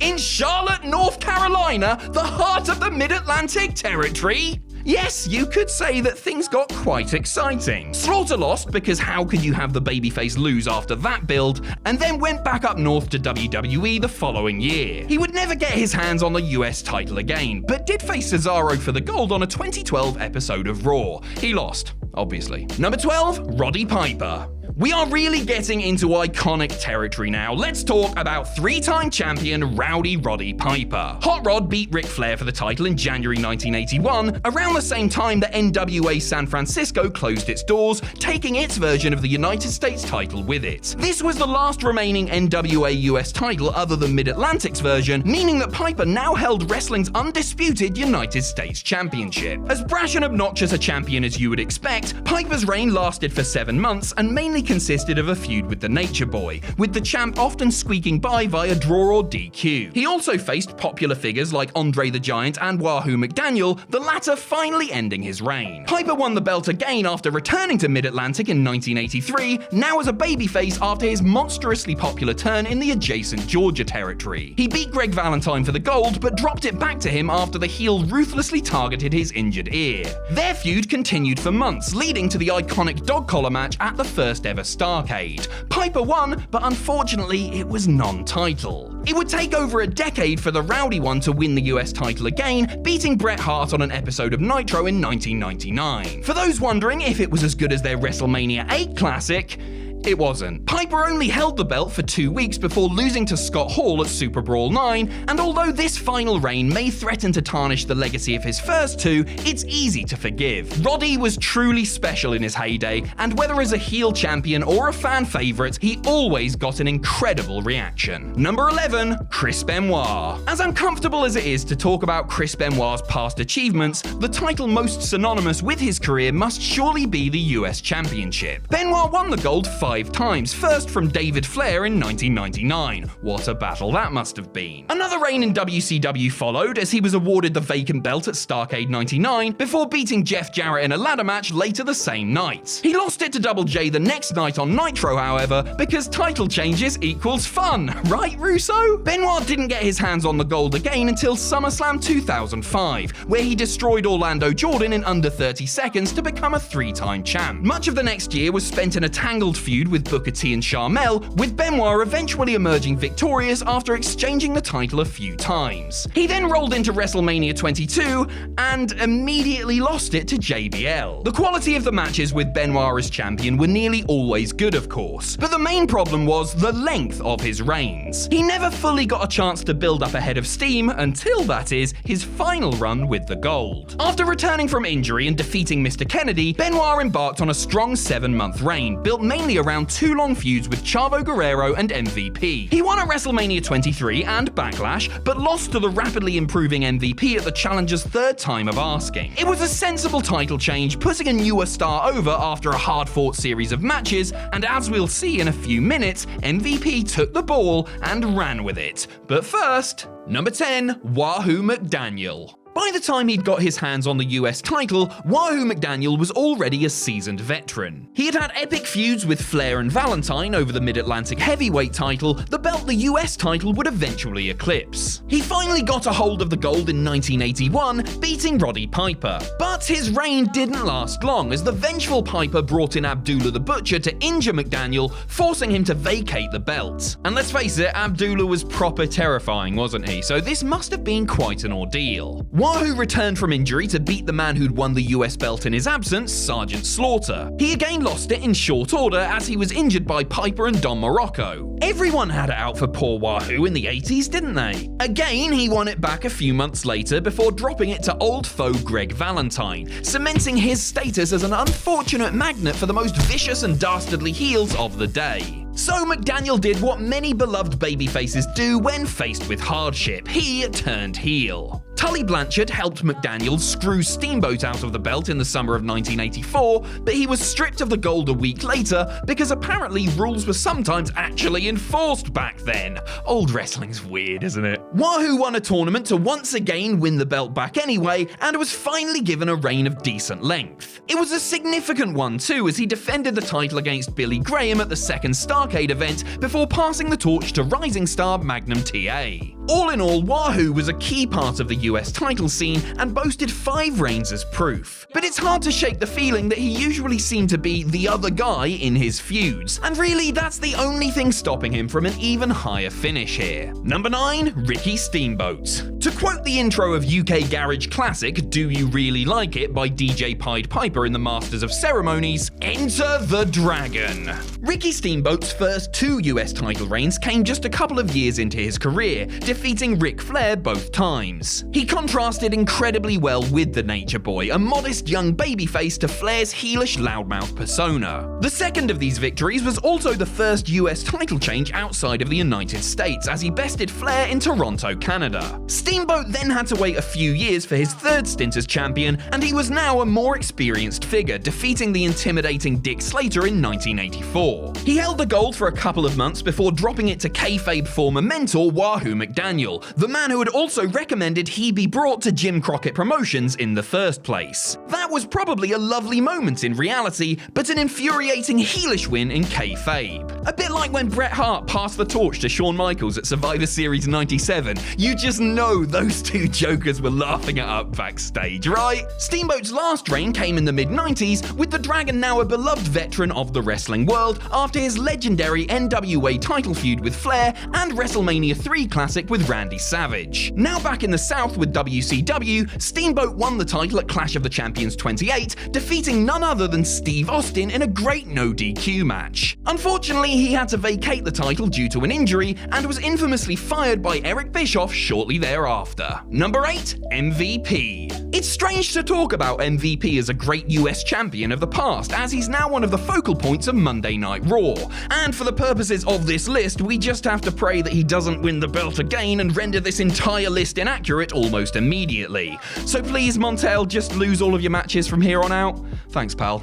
MVP first won the gold at Judgment Day 2007, beating Chris Benoit in a 2 out of 3 falls match, 2 falls to 0. That's a pretty impressive start, right? Things only got more entertaining from there as the new champ out-dirtied the dirtiest player in the game at Vengeance before embarking on his now classic feud with Matt Hardy, and instead took on Hardy in many different contests, basketball, arm wrestling, and so on. Somewhere a young Street Profits and Viking Raiders were clearly taking notes. MVP and Matt eventually won the tag titles together when forced to team by Teddy Long, making MVP a double champ, but the feud was put on hold when Hardy got injured. MVP passed the time by facing the likes likes of Kane and Rey Mysterio, weaseling his way out of danger with his title reign intact. He even scored 2 wins over Batista on consecutive episodes of SmackDown, one by countout and one with a big assist from Umaga, but still. Eventually, Matt returned, costing MVP the Money in the Bank briefcase at WrestleMania and beating him for the title at Backlash, ending the longest US title reign of the WWE era at the time. MVP struck gold again as a babyface 1 year later, but this was a shorter reign. Still, the greatness of his first period as champion is fondly remembered today, as much for his antics outside of the ring as his matches in it. Number 7, Magnum TA. It's probably no exaggeration to say that Magnum TA could have been the NWA's answer to Hulk Hogan if a car crash hadn't tragically ended his in-ring career in 1986. Magnum managed to win the US title twice before that fateful day, creating a handful of legendary moments in the process. He first defeated Wahoo McDaniel for the belt in 1985 and defended it against Kamala at the inaugural Great American Bash. In fairness, he only beat the Ugandan giant via DQ in a 3-minute bout, but far greater things were to come.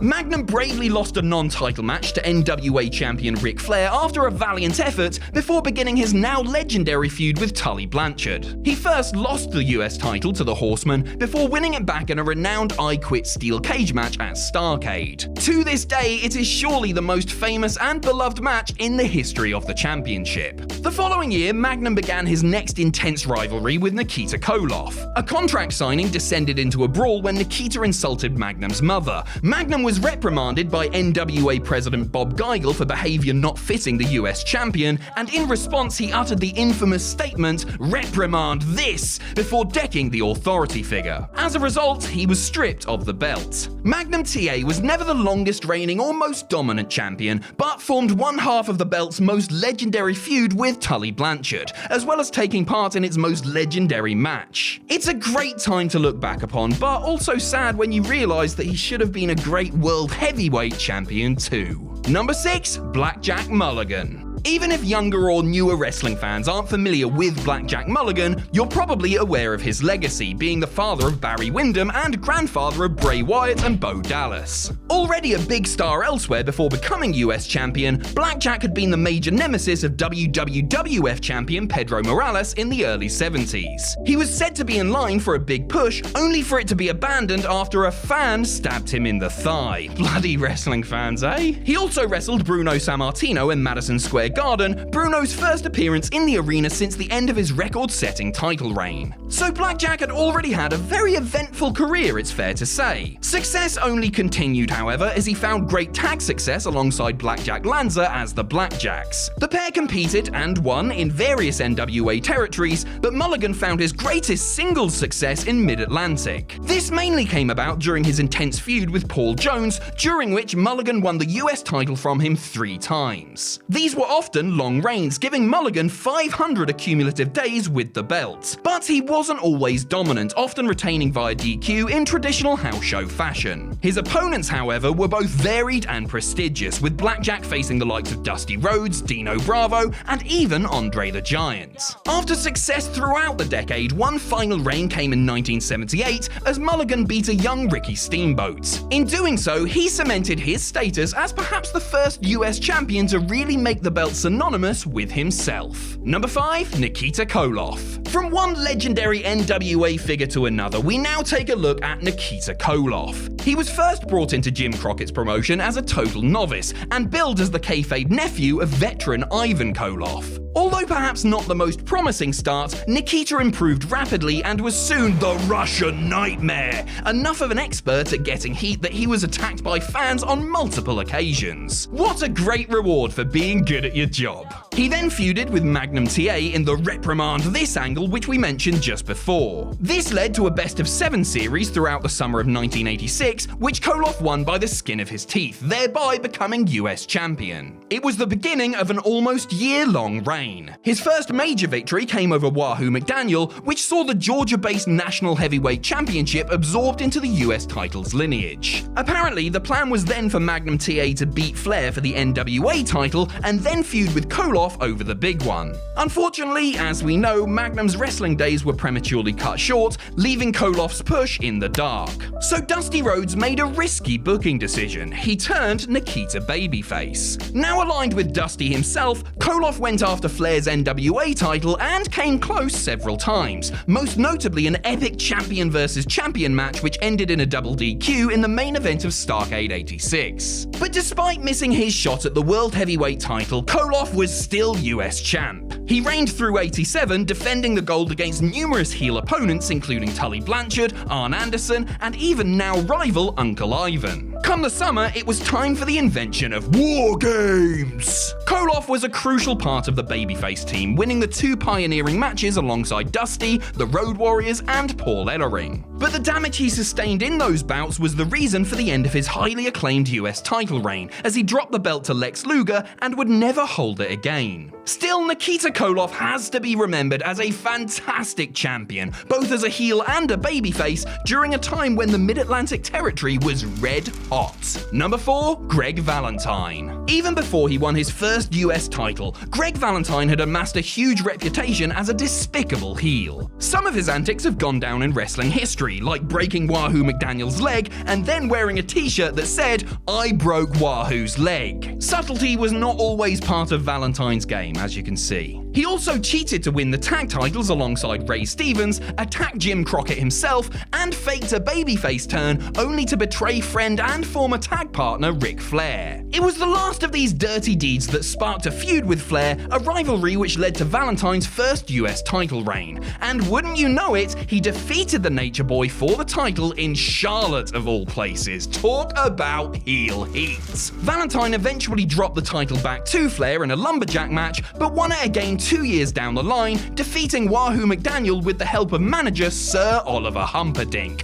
What a name. I think that's what Americans think all English names are like. He then enjoyed another historic feud, this time with Rowdy Roddy Piper, including a series of brutal dog collar matches. Valentine lost the belt to the Hot Rod, but won it back by focusing on Piper's ear, which was notoriously susceptible to injury. With that career-defining victory, Valentine became immovable as US champion. His reign lasted 228 days, full of sheer hatred from paying audiences at every show, before he mercifully dropped the belt to Dick Slater. From there, it was off to WWE, where Valentine actually became a beloved babyface and helped Hulk Hogan defeat Andre the Giant at WrestleMania 3. Only joking, he stayed heel and everybody continued to hate him. Magnificent. Number 3, John Cena. I think it's fair to say that without the US title, Cena wouldn't have become the industry-defining juggernaut we know him as today. It represented a key step in his journey from green as grass Vanilla Ice wannabe to one of the greatest of all time. Cena first won the US title from Big Show at WrestleMania 20, a contest which saw him take a boatload of punishment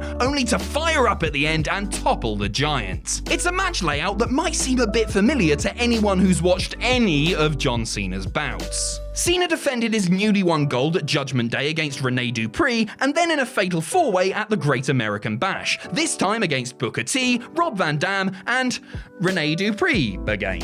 Okay then. Cena was stripped of the gold on an episode of SmackDown after accidentally clotheslining injured GM Kurt Angle, but won it back after a hard-fought best-of-5 series against Booker T. Again though, his reign was cut short as he was defeated the very next week against a debuting Carlito. In Boston as well, John. The feud with Carlito continued, with Cena winning the belt back, then getting stabbed in a nightclub by Carlito's henchman, Jesus. Fortunately, he would gain revenge in a more standard wrestling environment, thank goodness. It was then time for Cena's mega push to begin, so he dropped the US title to Orlando Jordan while preparing to face JBL at WrestleMania. It makes sense, I suppose, and even JBL interfered in the match to tie everything together. So we now have to jump 10 years into the future with a very different John John Cena gearing up to face Rusev for the US title at WrestleMania 31. And of course, Cena controversially won over the newer star, unleashing the power of America in order to do so. He then announced the Open Challenge, one of the strongest periods in the history of the championship. This led to great matches against the likes of Dean Ambrose, Sami Zayn, Neville, and a wonderful half-hour battle with Cesaro. It's because of this that Cena finds himself very high on our list. Now, if we could just overlook the part where he was cost the belt by Jon Stewart, and also the part where he lost to Alberto Del Rio of all people.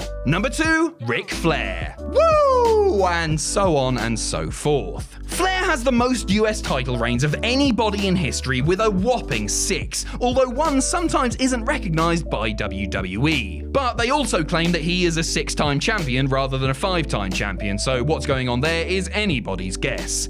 Anyway, Flair's first reign came 2 years after the infamous plane crash that almost ended his career. It forced him to change his wrestling style from powerful brawler to more of a technician, which of course helped him to become an iconic in-ring talent. Flair defeated Bobo Brazil in 1977 to first win the gold, and went on to have 5 reigns over the next few years, clashing with Greg Valentine, Jimmy Snuka, Roddy Piper, and Ricky Steamboat. His longest reign was his second, when he held the belt for most of 1978. Around this time, he defended against former champions like Paul Jones and Blackjack Mulligan, before finally dropping the title to Steamboat. It's good to know they got the practice in a decade before their legendary NWA World title feud. One of Flair's reigns had to end when he became NWA Tag Team Champion alongside Mulligan in 1979. When Jim Crockett Promotions became WCW and Flair was recognized as the first WCW champion in 1991, this already made him the first Triple Crown champ in WCW history. Because of course, he'd already held the WCW Tag Team and US titles in their Mid-Atlantic forms. Although the bulk of Flair's US title brilliance came in the late 70s, he won it one final time at Bash at the Beach 96, defeating Conan with his feet on the ropes. The most heelish act to take place that night for certain. Number 1, Lex Luger. Numbers aren't the only reason that Lex Luger tops our list, but they do at least tell part of the story. Lex held the US title longer than anybody else across the course of his 5 reigns, an astonishing 950 days. He also boasts the longest single reign ever, clocking in at 523 days. At times, it really seemed like this title was fused to the total package's waist. Yes, that sounds like an anatomically dodgy sentence, don't think about it too much. Luger first won the belt as a 4 Horsemen member in 1987, having replaced Ole Anderson earlier that year. He did so with a big assist from Horseman manager J.J. Dillon, who threw a chair into play, allowing Lex to KO Nikita Koloff and torture rack his unconscious body. Dillon and Luger tried to repeat the trick at Starrcade against Dusty Rhodes, but Lex dropped the weapon and Dusty capitalized to win the belt.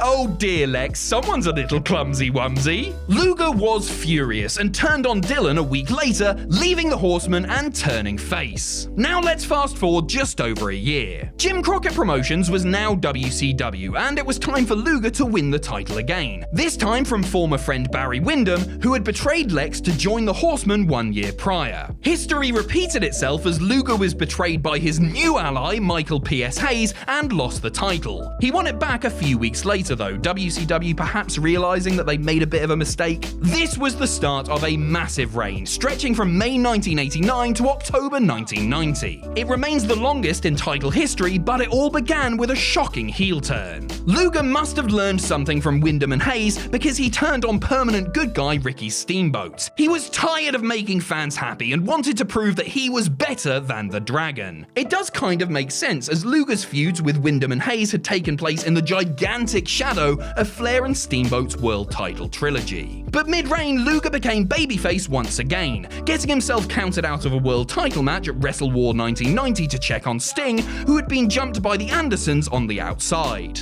Lex, you had a chance to beat Flair! Forget your weird face-painted friend. He'll only go all gothy and steal your thunder in the war with the NWO anyway. Eventually, Luger's historic reign was ended by Stan Hansen at Halloween Havoc, but he again won the title back a couple of months later at Starrcade. This reign would end with the belt vacated as Luger became WCW champion, winning the title after Flair had taken his ball and the actual physical belt to WWE. Luger's final reign was a disappointing one, defeating Bret Hart NWO Associate Edition. The title change came on Nitro, and Lex ended up losing it back to Bret on Thunder that very same week. Ugh. Still, we do not want that to tarnish the great legacy of Lex Luger with this title, and for our money, he's the greatest US champion of all time.